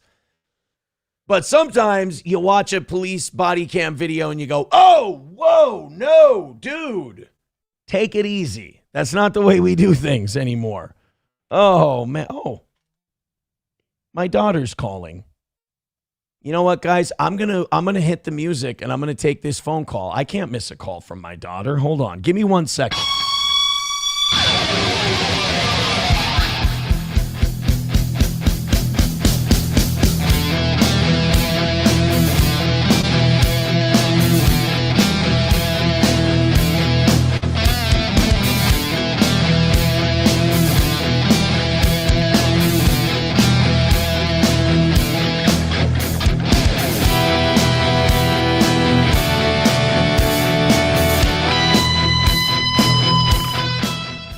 Sorry, we've got a birthday coming up. So we're making birthday plans. So I can't miss those phone calls, nor would I. $5 from OG Anonymous Fake Dono says, if that Bonneville could talk, am I right, Aaron? We've all been young once. We've all been young once. Oh, my. Hey, ladies and gentlemen, Abel Graham with one $5 and then another $5. And you know what that means, boys and girls? That means first of all, it means we're only $50 away from a win tonight. It also means that that's $5 or gifted memberships on the screen at the same time. And that means facts. Drink from the bowl. Drink from the bowl. Everybody. Golden shower. Chug. Drink from the bowl.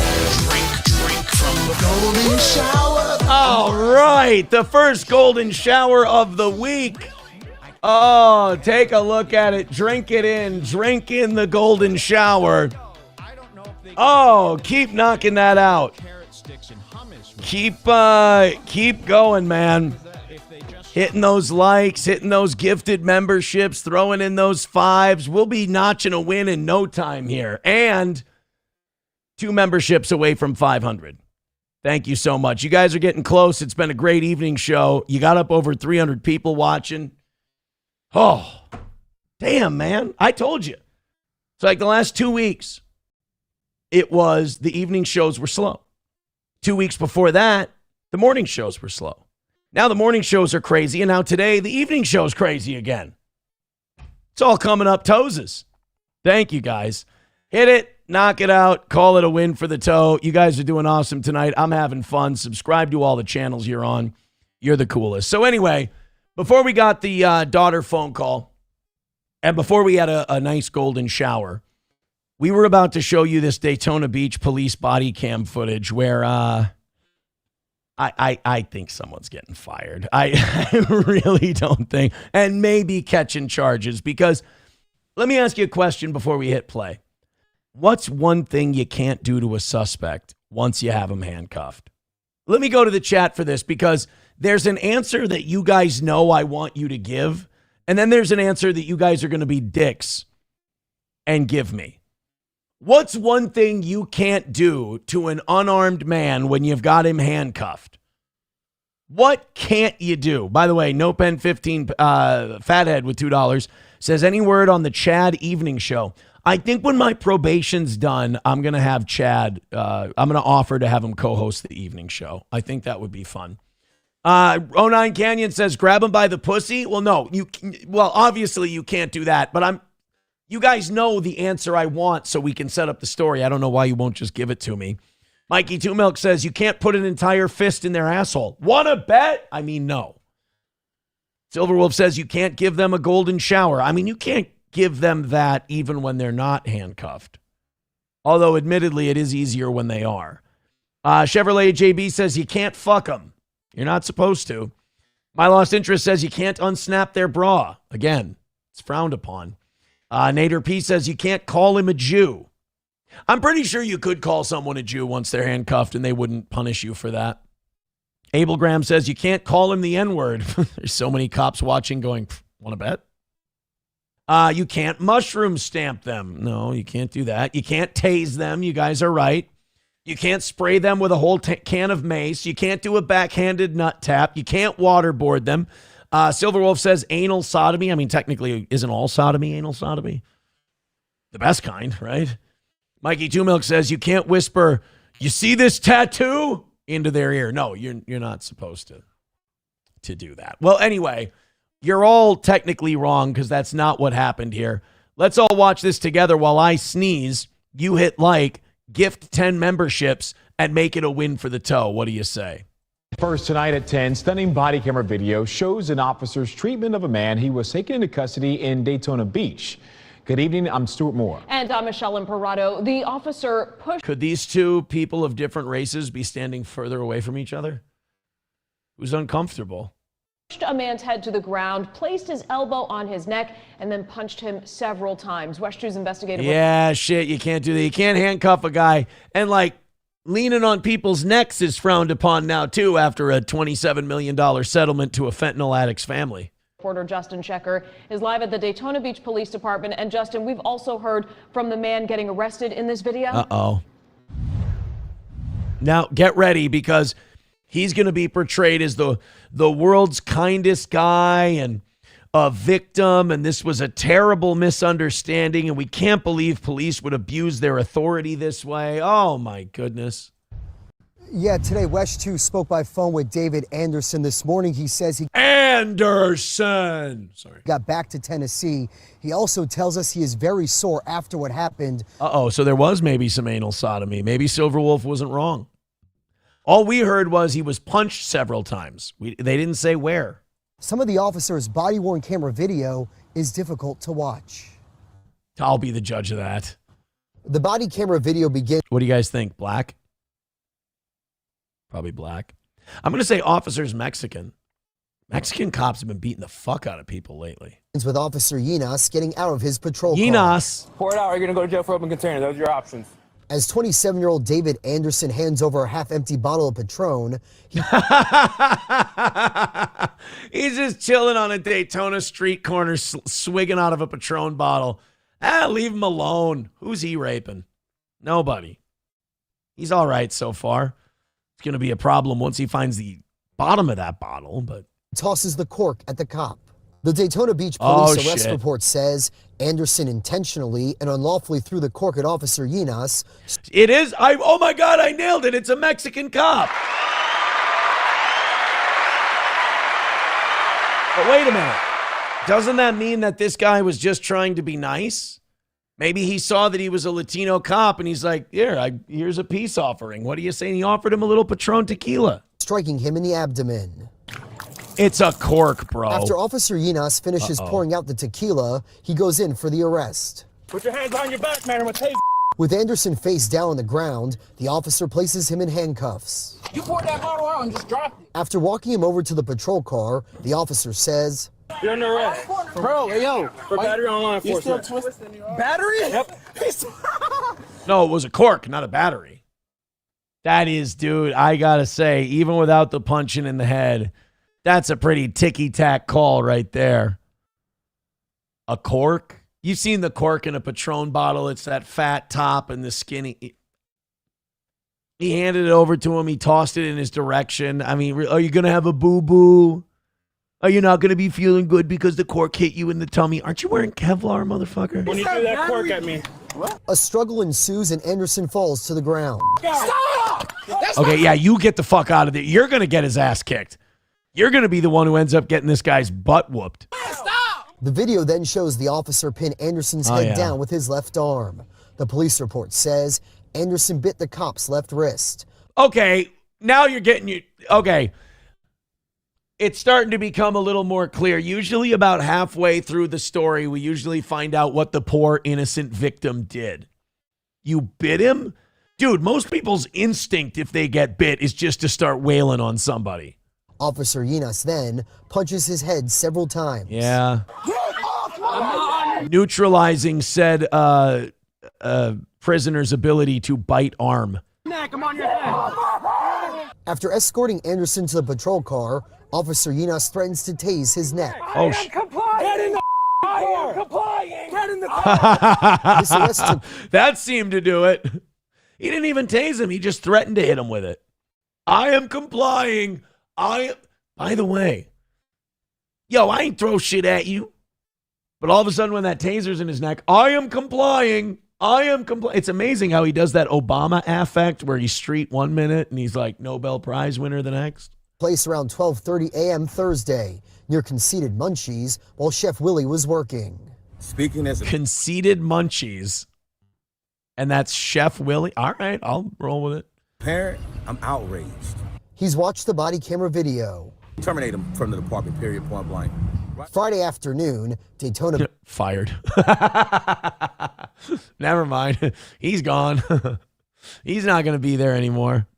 Although sometimes those black sheriffs are the most based. Beach Police Chief Jakari Young announced on Facebook the officer is on administrative assignment pending an investigation by the Office of Professional Standards. Oh, that means he's getting paid. All right, let's see this malicious cork flip. It's right here in his hand.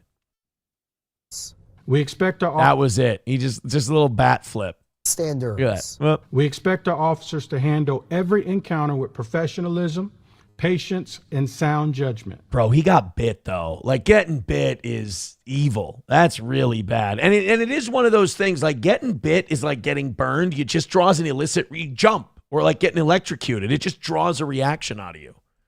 De-escalation tactics are something we train on regularly and expect to be used whenever possible. Police also arrested Anderson's brother Victor for obstruction. Yeah. They appeared together Thursday before a judge from the Volusia County Jail. Their mom must be so proud. David had to post a $500 bond for the battery charge. I mean, there is no doubt that what the officer did was over-aggressive policing. The Volusia County... I mean, when a guy's handcuffed and you punch him in the head a handful of times, that's never going to look good. It doesn't matter what the guy did. This is kind of one of those old school hate deals, you know? There's really no good guy in this, but as a cop, you can't punch a guy a bunch of times in the head while he's handcuffed. That's like one of the ultimate no-nos. Daytona Beach NAACP branch president Cynthia Slater told WESH 2 someone sent her a video of the arrest Thursday night. The first thing I thought about was the incident with George Floyd. Slater. Oh, yeah. See, they're going to be able to use that one forever. George Floyd is like the ultimate, like, attempt to get out of jail free card. And he's got the elbow on his neck versus the knee on his neck. So it's as George Lucas said, you know, it's like poetry. They rhyme. She hopes the internal investigation. But you know, it's amazing how quickly you survive pressure being put on your neck when you're not geeked out on pharmaceuticals. And we'll find the officer was out of line. This community policing, it has to get better. Mexican police don't fuck around, dude. Tonight, attorney Ben Crump tells me... Oh, there he is. That's the guy you get when you want to make a couple mil out of the city. Benjamin Crump is the guy who represented George Floyd. George Floyd's family bought Benjamin Crump a couple of mansions off of that deal. Because you got to figure, $27 million settlement, he's getting at least 13, maybe 15. What do you think that is, a 60-40 contingency fee? Because you know they ain't paying him up front. Representing David Anderson, in a statement he says in part, no one should be punched while handcuffed and already under police control. Hard to argue with that statement itself. Adding, transparency and accountability are essential, and we will pursue all appropriate legal remedies to protect our clients' rights. And Mayor Derrick Henry posted on... I hear his rights will be really respected at about the $2.5 to $4 million range. That's where his rights really feel genuinely respected. Social media, quote, the images in the video are disturbing in our community, deserves clear answers about what occurred. That would be funny if the mayor was like, the depictions in the video are disturbing. No man deserves to have a cork thrown at him.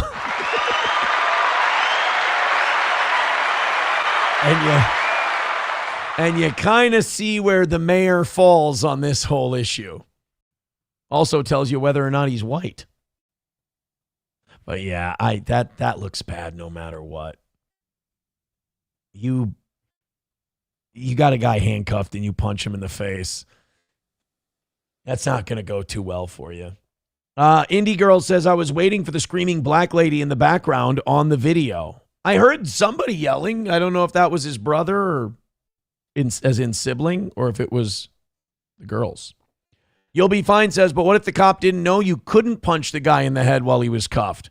Oh, well, if he didn't know, that's totally different. I'm sorry. Now I'm being a dick. That's on me.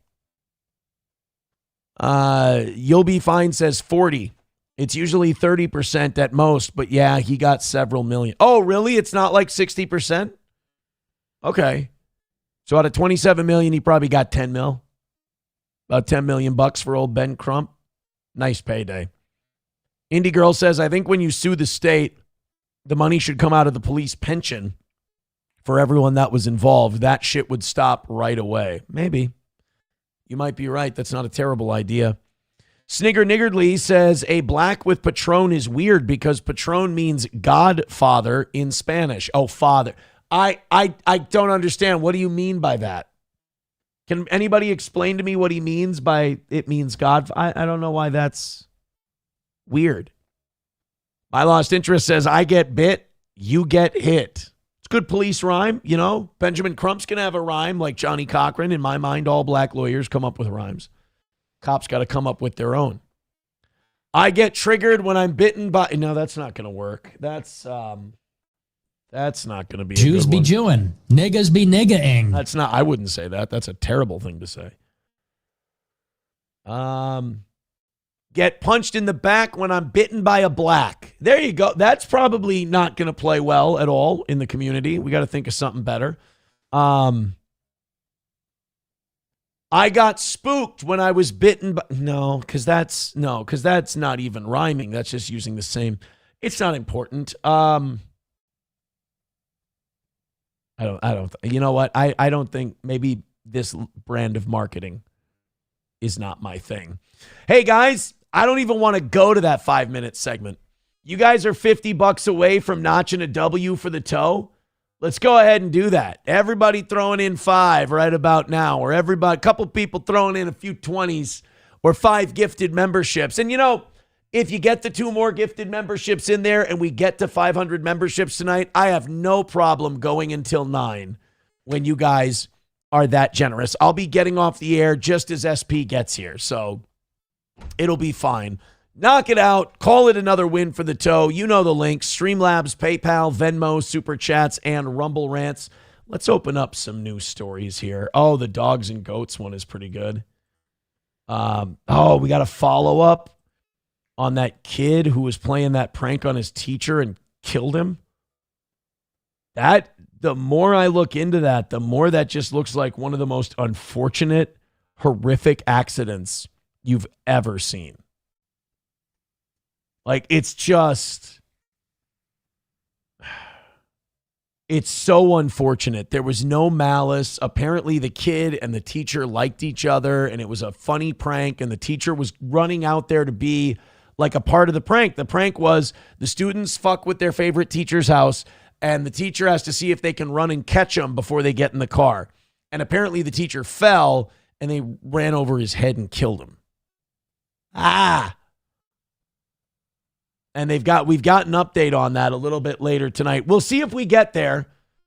I'm kind of assuming a lot. We got 7 minutes until we have to try and rally for that $50, but I feel like we're going to get it. So I got introduced to something a couple of days ago, and it was called doggy yoga. Apparently there's like yoga you can go to, and they've got puppies running around. It's called puppy yoga. Apparently there's also goat yoga. Well, now in the ultimate, yeah, fuck that, I'm not doing it. Apparently now there's snake yoga, where you're going to do your yoga session and this shit is going to be climbing on top of you. Like it's a Jake the Snake Roberts match from the 1980s. Yeah, fuck no. No, thank you. They got see, like, here's puppy yoga. Look at that. That's a oh, look at the little fuckers. Look at them. You're just trying to do some yoga. I like this. All these ladies go there to do yoga, and then they wonder why they haven't started losing weight. It's like, because really all you're doing is laying on a mat and playing with puppies. I mean, it does. No offense, but it doesn't exactly look like you're hitting it hard, as all these little puppies are running around stealing your shit. And they're black labs too. Look at, they're just biting your yoga mats and shit. Are you really? I'm questioning. Are you really getting a good workout doing this? Get her hair. Dude, fucking dogs do not like hair. My youngest was like, she was just funny. She was in our room one night and we're all playing.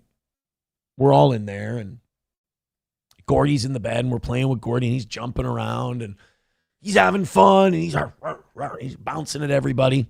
Then all of a sudden my youngest puts her head down like this and starts swaying her hair back and forth. And Gordy just, I don't know if he's afraid of her hair. I don't know if he thought the hair was attacking her, but he just starts yelping and jumps at her hair and starts biting at it. Like really, like he's going to kill her hair. He almost got her ear.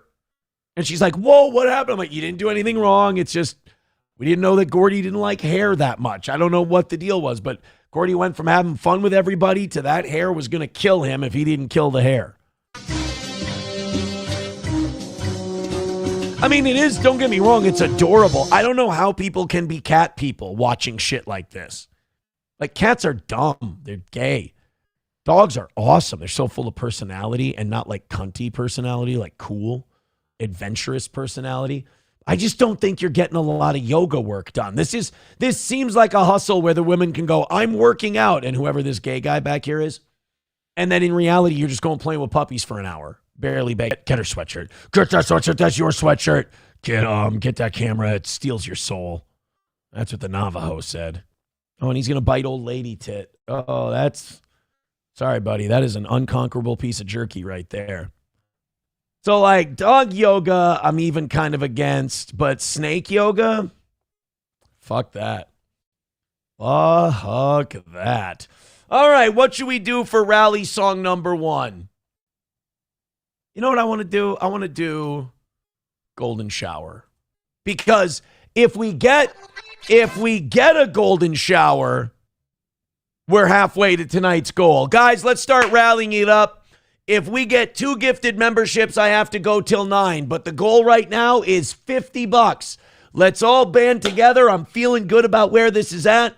And let's knock it out and call it a win for the toe. If we don't get it during Golden Shower, then I'm going to say we're going to do Erica after this and see if we can't win with the tried and true. So let's go, baby. Streamlabs, PayPal, Venmo, Super Chats, Rumble Rants. We're $50 away. Oh, they're saying that's gay. Don't do that. All right, fine. I'm not going to do that one. We'll do Hulkster instead. Here. I got the chat just immediately vetoed that one. Look, I want to make the $50. I want to have a win tonight. We didn't win in regulation on the morning show today, so I want to get a win today. Let's go. Let's go. $50 away. See, I listen to you guys. I listen. $50. So let's all rile up. What the fuck am I saying? Rally up together. Let's all do it. Let's all go. $50 away. Papa Shab says the fag thing wasn't even about the song. I was just calling you one. Oh. That's fair enough. Come on, I don't want to lose, man. 50, but we got to show that this show can still rally for 50. We used to be able to rally for 150. If we can't rally for 50, I am cooked, and it's time to start cutting out the classifieds. That's a very dated reference. So let's go. 2 more memberships gets us overtime. $50 gets us a win for the toe. Let's do this.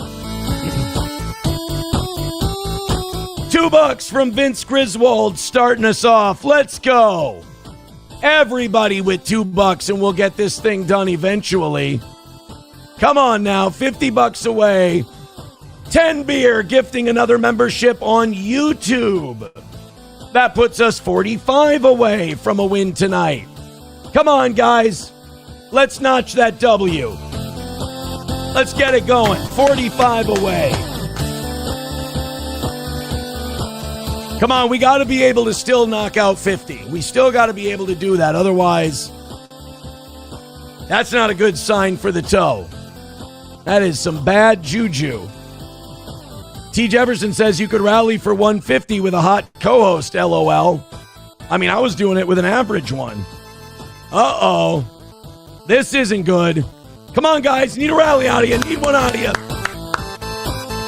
Let's go. Let's do it. I love you. Love me back. Love me back. Let's get a W.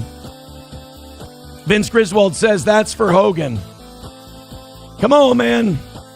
Let's get this thing going. Let's do it. We need a win tonight. We need a win. You guys haven't come up with a straight-up win in a long time. We got to break that streak. You guys haven't knocked out a full one in the evening for a while. 2 memberships away from 500 on Rumble. 45 away from a W. Come on, 50's got to be one we can feel comfortable with. If we can't feel comfortable with 50, Steel Toe's got a problem that I can't ignore. Come on now. 45. 45. All right, that's the end of that one. We got to go to Erica and see if we can't make it. Guys, I'm imploring you, please. I appreciate you supporting the show. I love it. If you could throw a couple bucks our way, I'd appreciate it. This is the magic number. We hit these magic numbers and we're golden. At the very least, 2 gifted memberships on Rumble so we can keep it going for a half hour to try and bang this thing out. Please. I'd appreciate it. All right. Who's going to show up for the toe? Got to get that 40. You guys got there. I mean, you got right to 50. Let's go ahead and knock this thing out. We got to be able to knock out 50s. Vince Griswold with $3 says, did you see what happened to Brock Lesnar? I didn't, but I would love to get those 2 memberships, knock out tonight's goal so we can look it up in that extra half hour we can do tonight. I would love to do that. Main Vein gifting a membership. So now we're 40 away and 1 more gifted memberships. Guys, we can't live on Main Vein. We need some help. Let's go. There's T-Baby gifting a membership. So at the very least, I will live to fight another day. But what I'd really like to do is knock this $35 out and call it a win so we're not begging during that last half hour. So we made it to 500. Very good, but let's do it now. Let's go all the way. 100 away from 600. Let's finish up that last 35. Come on, baby. Come on, baby. Sam Show says you sound like shit. I sound shittier the more L's I take, and we've been taking a lot lately. We've been losing a lot lately. You need me more gifting a membership. 2 more gifted memberships, and we got another golden shower. Let's go, baby. Let's go. $30 away from tonight's goal. Come on now. We got about a minute and change. We can knock this thing out in regulation. Let's go. $30 away. Come on. 6 memberships. Come on, baby. You can do it. 30 away. Come on, baby. Let's do it. I need you. I need you. Big support. Big W's. Come on, guys. $30. Let's go. We got, timeout. Call it. It's done. It's done. We got the win. It's a win for the toe. You can't stub the toe, and you can't stop the toe. It's another win. Thank you guys very much. It also makes up for this morning because we got 20 from Diane. Thank you very much, Diane. Says from... Oh, sorry, I can't read the screen name because it's Diane. I got to read these in advance. Thank you, Diane. Fuck!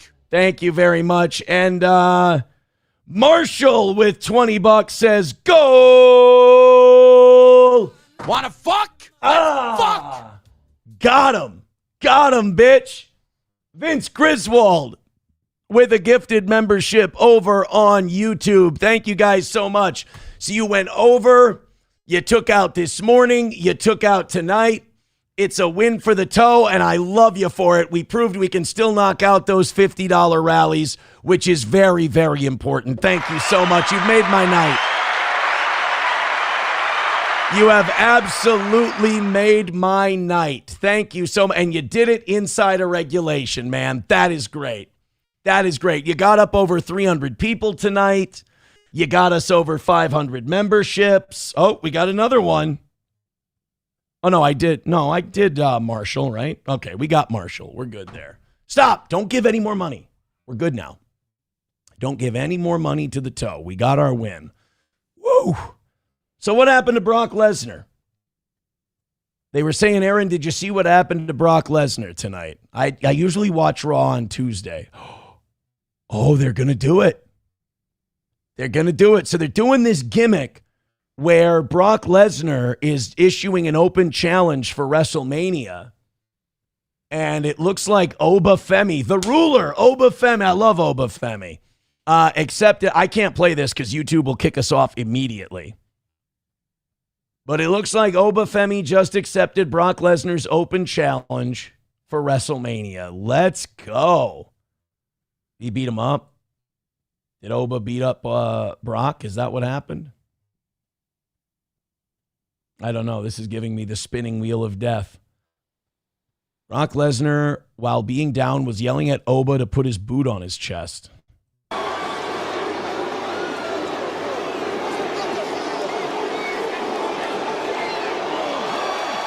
Oh, that's cool. I can't show you. We'll get in trouble. Put down the beast! So Brock is yelling at him, put your boot on my chest. Put your boot on my chest.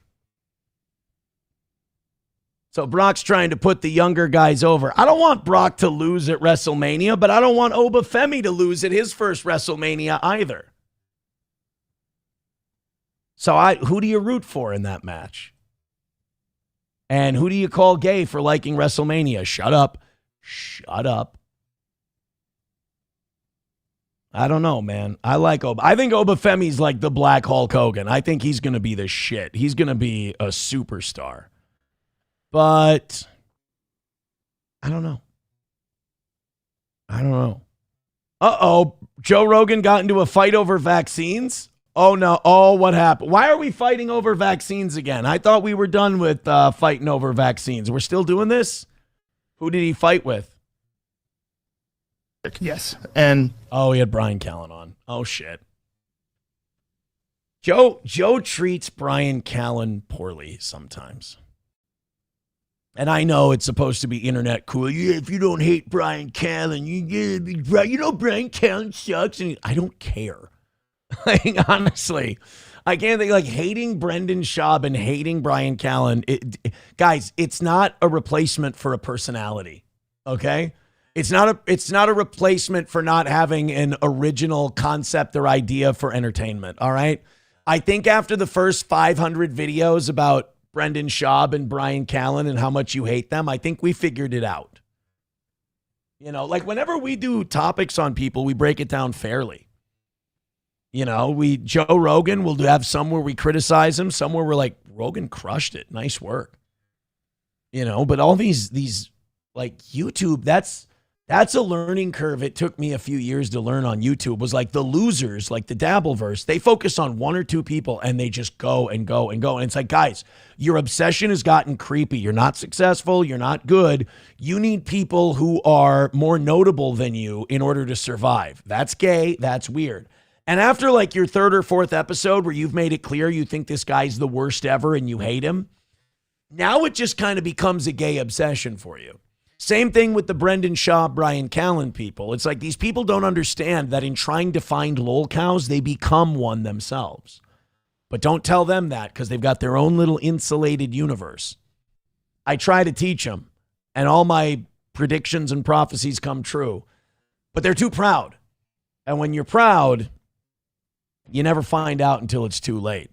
But Rogan kind of does this thing where I think he knows he has more clout than Callen, obviously, and like Callen needs Rogan for promotion.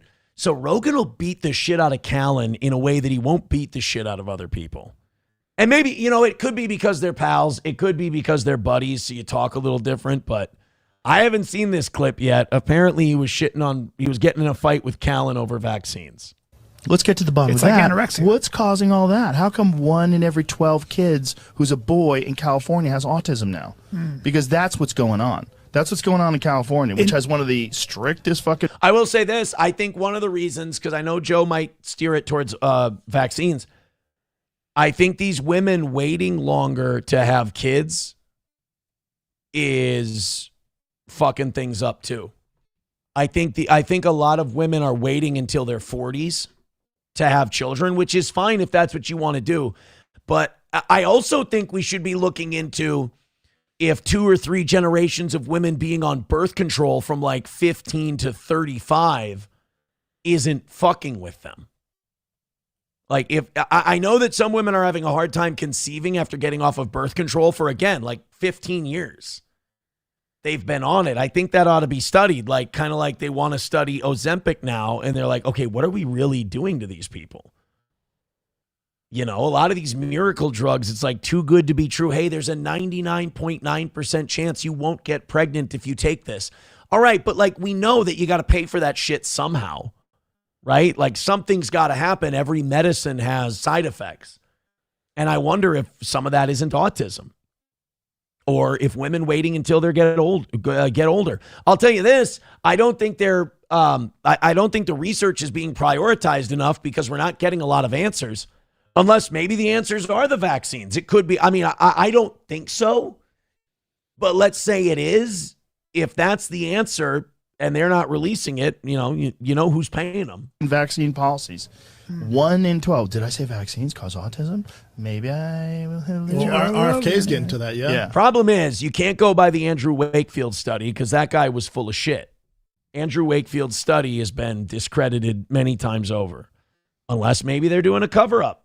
But yeah. And now Florida doesn't demand vaccines. Yeah, for kids. that's dangerous to me. Yeah. I knew you'd jump on that train. Of course, it's dangerous, Brian. What are you talking about? All vaccines. Tetanus. No. Just go down the road wrong? You need to bail on the tetanus thing. Wait, tetanus isn't a vaccine, is it? I don't think the tetanus shot's a vaccine. You got to get a tetanus shot like every 10 years. I just got one like 3-4 years ago. I got a tetanus shot, something for boxing. Suzanne Humphreys. Educate his ass. Suzanne Humphreys explained tetanus. She's not a vaccinologist. I know that woman. What are you talking about? So you're saying she's a medical vaccines? doctor that absolutely understands tetanus. She said tetanus, all you have to do is keep the wound open and clean it. Oh, that's you such don't, bullshit. It's not Oh my bullshit. God, It's what not bullshit. Do you know how many people die of tetanus Holy every year? fucking Very shit. few. What about okay, so let me ask you a question, Mr. Joe Rogan, Mr. Scientist. Are you saying that we shouldn't Don't do that. Don't call me Mr. Scientist. I'll start mocking you, and it's so much easier to mock you. No, wait a minute. Remember when Bill Burr gave Joe Rogan shit? He goes, I'm not going to do this, Joe. You sitting there with no medical degree and me sitting here with no medical degree. We're both smoking cigars. I'm not going to do this. And Joe would just start, he was like, ha, ha, ha, right, okay, all right. But Brian Callen does, he's like, don't, I'm going to fucking mock you, bitch. Like, either it's because they're buddies or Rogan just has so little respect for Callen. Are we not? So you don't believe in vaccines? You don't think we should have vaccines? It's not that I don't believe in vaccines. So what are you saying? It's I don't think you should give a kid a Hep B vaccine when they're a baby. Different subject. I don't know. You have to, Hep B isn't, am I thinking Hep B or Hep C? That you get the 3 when you're in middle school. I remember I couldn't go to middle school unless I had the 3 Hep vaccines. MMA vaccine is absolutely connected to a host of serious, debilitating fucking problems that kids have gotten from them. MMR, not MMA. Joe's got UFC on the brain. It's the measles, mumps, rubella vaccination. There's a lot of problems because they don't test vaccines in a double-blind, placebo-controlled setting. They test them against other vaccines. You know that, right? Yes, I do. Excuse me. Let me just say something. Yes, you're right. You can make the argument for Hep B. Now, I'm a cigar smoker, and I shouldn't. It's not good, and I smoke, a few of them in the summertime.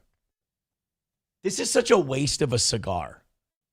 It really is. Like, you're sitting there with your buddies, and you're having a cigar, and you're going to yell at each other about vaccines. It's a waste. Here's why. Because the chances of a child coming in contact with the kind of activity that causes Hep B is different. So now Sexually transmitted disease and needles. So now you say this. That chance is 0. The chance for vaccine injury with the Hep B is not 0. It's non-zero. Okay, so I understand that math. All right, these are two guys who shouldn't be having this conversation. Like, I don't think you and I are going to get anything out of watching these two have this discussion. I know it's not fashionable because miserable people on the internet are supposed to still hate Bill Burr. Gives a shit. Again, I can't think of a bigger waste of your time. It doesn't make you any smarter or any better to not like some guy because I think he's woke now. But I'm starting to think the way Bill Burr did when they were talking about this. He was like, I'm not going to do this. You with no medical degree, me with no. Do I need to listen to these two have this conversation? I should be listening to different doctors, And if I'm worried one of those doctors might be bought and paid for by the insurance companies or the drug companies, I'll go listen to a different doctor who's maybe more of a renegade and he's independent. But I don't think Brian Callen and Joe Rogan talking about vaccines is going to, I don't think I'm getting educated here. What I'm trying to say to you is that there are certain diseases, pick up a history book, smallpox, diphtheria, mumps. Have you ever looked at tetanus, polio, paralytic diseases? Have you ever polio? Please stop. Yes. No, I won't. I won't. I know you think it's just. I've heard Susan Humphreys. This is a long conversation that we're not going to have on this podcast because I'm going to get angry because I've researched this for years. Right. Here's my problem with the way Joe researches things. Joe finds the alternative thing to the widely accepted thing and then just jumps on that and goes, well, that's got to be the thing. It can't be a mixture of the thing he's found and the way it's been explained to us. It can't be those two things together. It has to be this new thing. You know, Joe's one of those guys, and I'm kind of this way to an extent too, and I try to check myself, where when he finds a new shiny theory or a new shiny thing, he jumps into it, and he's smart, and you'll invest yourself in it, and you'll read everything there is to know about it, but you're also reading about just one thing instead of looking into everything. So I'm skeptical of both these guys. I know everyone's gonna, in the comments when we clip this out, everyone's going, hey, Brian Kelly, Brendan Schaub, gay. Got it. We understand. You've been talking about it for 7 years now. They're not going anywhere. But I think both of these guys are not guys you want to follow on something like this. It's just But you're not a scientist. I don't have to be a scientist Yeah, you to do. know that. Yes, you do. No, Brian, shut the fuck up. I don't have to be a scientist to read research to understand that they were spraying DDT. But you do have to be a scientist in a way to fully understand and grasp the research you're reading.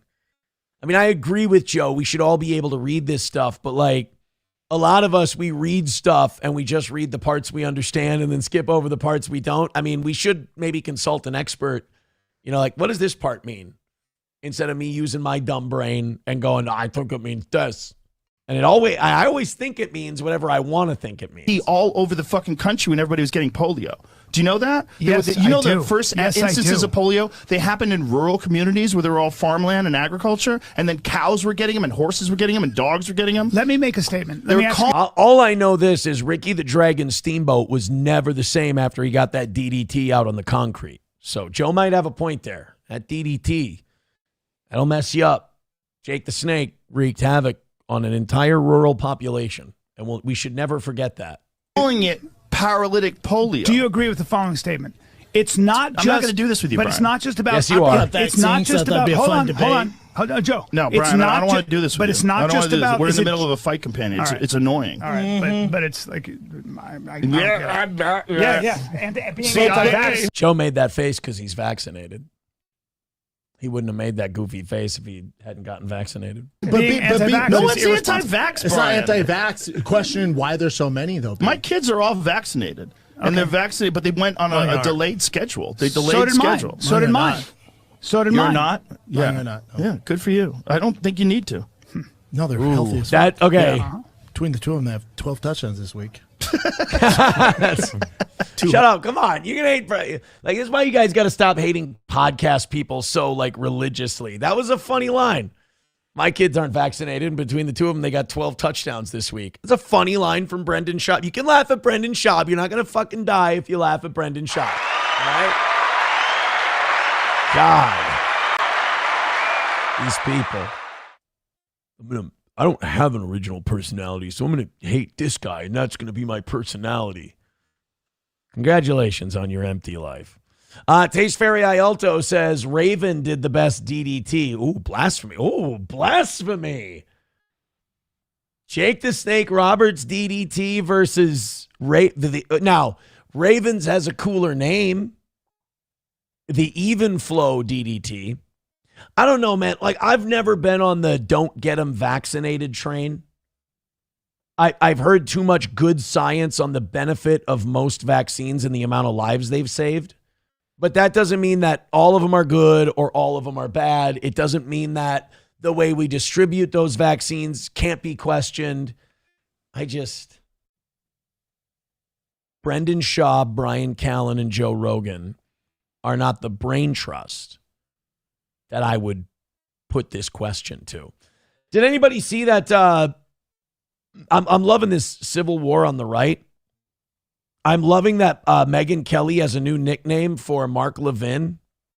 You know, like Sean Hannity and Donald Trump call him the Great One. Apparently, Megyn Kelly calls him Micro Penis Mark. God bless.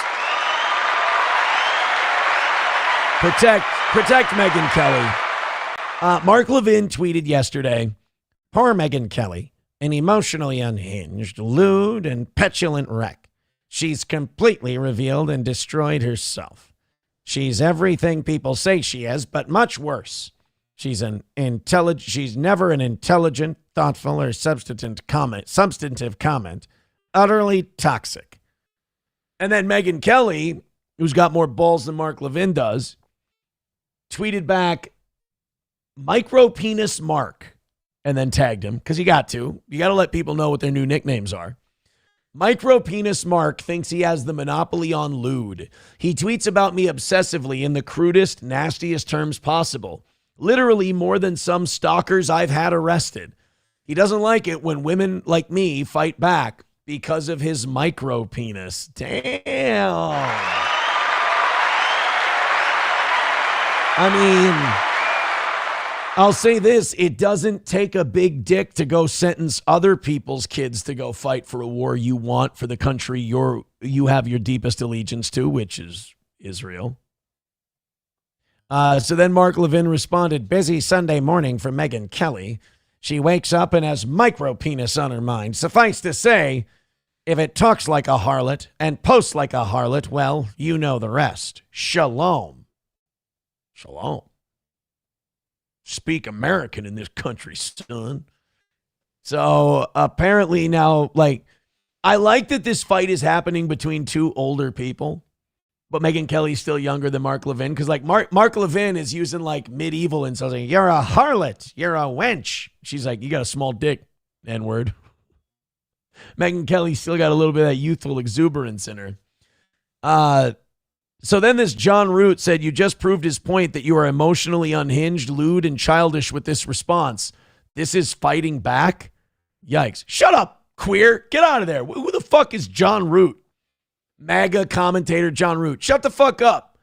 You got one guy calling a lady a harlot. You got another one saying he's got a tiny dick. I'm here to watch this shit. What are you doing? Nah, I have to protect Mark Levin. Shut up. He doesn't need your protecting. He has the whole IDF behind him. You don't, she's talking about what a small dick piece of shit he is. He's calling her a hoe. This is only going to get better from here. Nobody invited you to this party. Sam Show says it's a matter of time before she writes, shut the fuck up, Jew. Right? That's what I mean. Like, I've never heard of John Root. Wasn't he like the fourth starter for the 09 Chicago White Sox? Get this fucking guy out of here. I'm watching these two middle-aged to elderly conservative commentators slowly get closer and closer to using racial slurs at each other. Love it. Yeah, you can't. Can you really say a guy's got a micro penis? You're not really allowed to do that in political comedy. You're supposed to be like professional. I don't even think harlot is between the goalposts. Indie Girl says, how does she know he has a small dick? Ben Shapiro told her. Back when they were on speaking terms. Here's the thing. I've seen Mark Levin's hard penis. I've seen it. It was right in front of my eyes before I gave it a smooch. And Mark Levin's penis is traditionally what you would consider, in facts don't care about your feelings, Mark, a very small penis. It's one of the smallest I've ever seen. And I've seen a lot. When I was in my Jewish camp every summer with the boys in the showers, I would analyze and I would stare at so I could gather all the facts about the size of the penises. And I've seen some big ones. And I've seen some very small ones. And Mark's is definitely on the smaller side. Thank you, Ben. Taste Fairy Ialto says, I thought John Root was the lead guitarist for Slipknot and Stone Sour. Who am I thinking of? There was a guy, John Early, who pitched for the White Sox. John Garland? Pitcher, White Sox. John Garland. That's who I'm thinking of, not John Root. John Garland is the guy I'm thinking of. So that guy's just some Trump dick rider. He's not even a guy who did anything. Like, you know, Tim Pool has that guy who used to sing for that gay band, and that all that remains. So that like gives him a little bit of like clout, I guess. That guy's just some dick on Twitter. Papa Shab says he's got Harvey Weinstein balls that are stapled to his thighs. Ow, that would fucking hurt. No wonder Mark Levin's voice is so high all the time. You little bastard, you attacked my stepson? If only I could find him. He must be hiding in the same bunker as Netanyahu. By the way, I'm going to go on the record right now, and I'm going to say I don't believe Netanyahu is dead, but hold on. I'm going to be here when you're done, when you arrive. Just come on. Let's go. Like, my thing on Netanyahu is I don't really think he's dead. But I don't think he's in any of those videos. I think that he's wounded. I think that he's either recovering or he's been injured. And it's visible because they're having these Security Council meetings now in Israel, and he hasn't been to one of them in weeks. So something's not quite right with Netanyahu. And those videos they keep making of him, I wish they would stop because it's not fooling anybody. They're all AI. They made one today where he's got a ring on, and then as he reaches his hand, the ring disappears off his finger. Stop. Stop with the shitty AI videos. You're not tricking us, and it's making us rather uncomfortable. So he's at a villa one day. He's at a coffee shop the next day. He's just getting around while his country's at war, hanging out at villas and coffee shops and everything else. But he can't make it to the Security Council meetings, his military and Mossad meetings, while the war is going on. I'm having a hard time buying it. So I don't think he's dead, but I think he's probably wounded. Indie Girl says nuke Israel. You know, it was funny. There were some people in the administration today. I think it was Trump himself said, Israel isn't going to use nukes against Iran. And I'm like, wow. I think that's the first president since John F. Kennedy to admit that Israel has nukes. You know how that turned out. But don't worry, Trump's playing ball a little bit more than Kennedy did. That's for sure. Kennedy! Sam Show says, I knew it. SP doesn't want to get busy with you wearing that faggy t-shirt. That's not true. Everybody wants to fuck a guy in an NWO shirt. They just don't want to say it out loud because they get too turned on just thinking about it. Is that an original NWO black and white? They really like it when you wear the red and black and paint your face like Wolfpack Sting. Forget it. It's over at that point. Sam Show says, Jews want to control all narratives. They're greedy little I don't think Sam Show likes Jewish people very much. All right, I got one more clip tonight, and then we're going to head out of here. This is from the Oregon-Purdue. This is out of nowhere, I admit it. This is from the Oregon-Purdue college baseball game. It's just a short, stupid, retarded clip, and then we'll read a few more chats, and we'll get out of here. Thank you guys, first of all, for all your support. Amazing work today. Evening show showing they can still get it done. Thanks for the big drops. In fact, 2 5 gifted membership drops, and those were the biggest drops we had all night. We had a bunch of 20s. I appreciate that. So everybody chipping in, man. Thank you so much. Your support for this show, it's touching every time. Thank you. So this Oregon-Purdue game, somebody for the Ducks hit a home run deep into the bullpen. And one of the pitchers decided that they were going to catch the ball, but they didn't want to catch it with their hands like a bitch. They wanted to catch it like Happy Gilmore did in the batting cage. Check this out. Young enough to not know better and smart enough not to care as that one is out of here. Did you see it? Hold on. Oh, they're going to show it again. All right. I hate that. One thing I hate about like people our age that grew up watching SportsCenter like 5 times in a row in the morning when they played hooky from school is they do that shitty, like I have to force a catchphrase thing. Young enough to not know better and smart enough not to care as that one is So watch this guy. Look at this guy. Right off the chest. Boom! I don't know if you've ever just had a baseball thrown at you, just like 10 feet away, someone just goes and throws a baseball at you. That hurts. That stings. Now imagine somebody jacking a 400-foot home run and that thing lands right on your chest. I mean, that's a balling move. Tell you this, I pitched for 14 years. I've sat in many a bullpen. I wouldn't take a shot like that. Not at all. Taste Fairy Ialto says, and boom goes the dynamite. Yeah, see, like everybody had to have their own, I got to have a catchphrase like Stuart Scott did. Yeah, butter. We got it. Butter. It's on a roll. That's good. T-Baby says, give that guy a medal. Dude, like I said, it's a ballsy, like, you take that off the wrong side. Like, let's say it misses down here. You fuck up a rib that way. Taste Fairy Ialto says, you should have worn a Stone Cold shirt because it's 316. Shit. Damn it. I fucked that up. That's on me. You're right. And I have one, too. I have an Austin 316. And God, it's going to be another year now.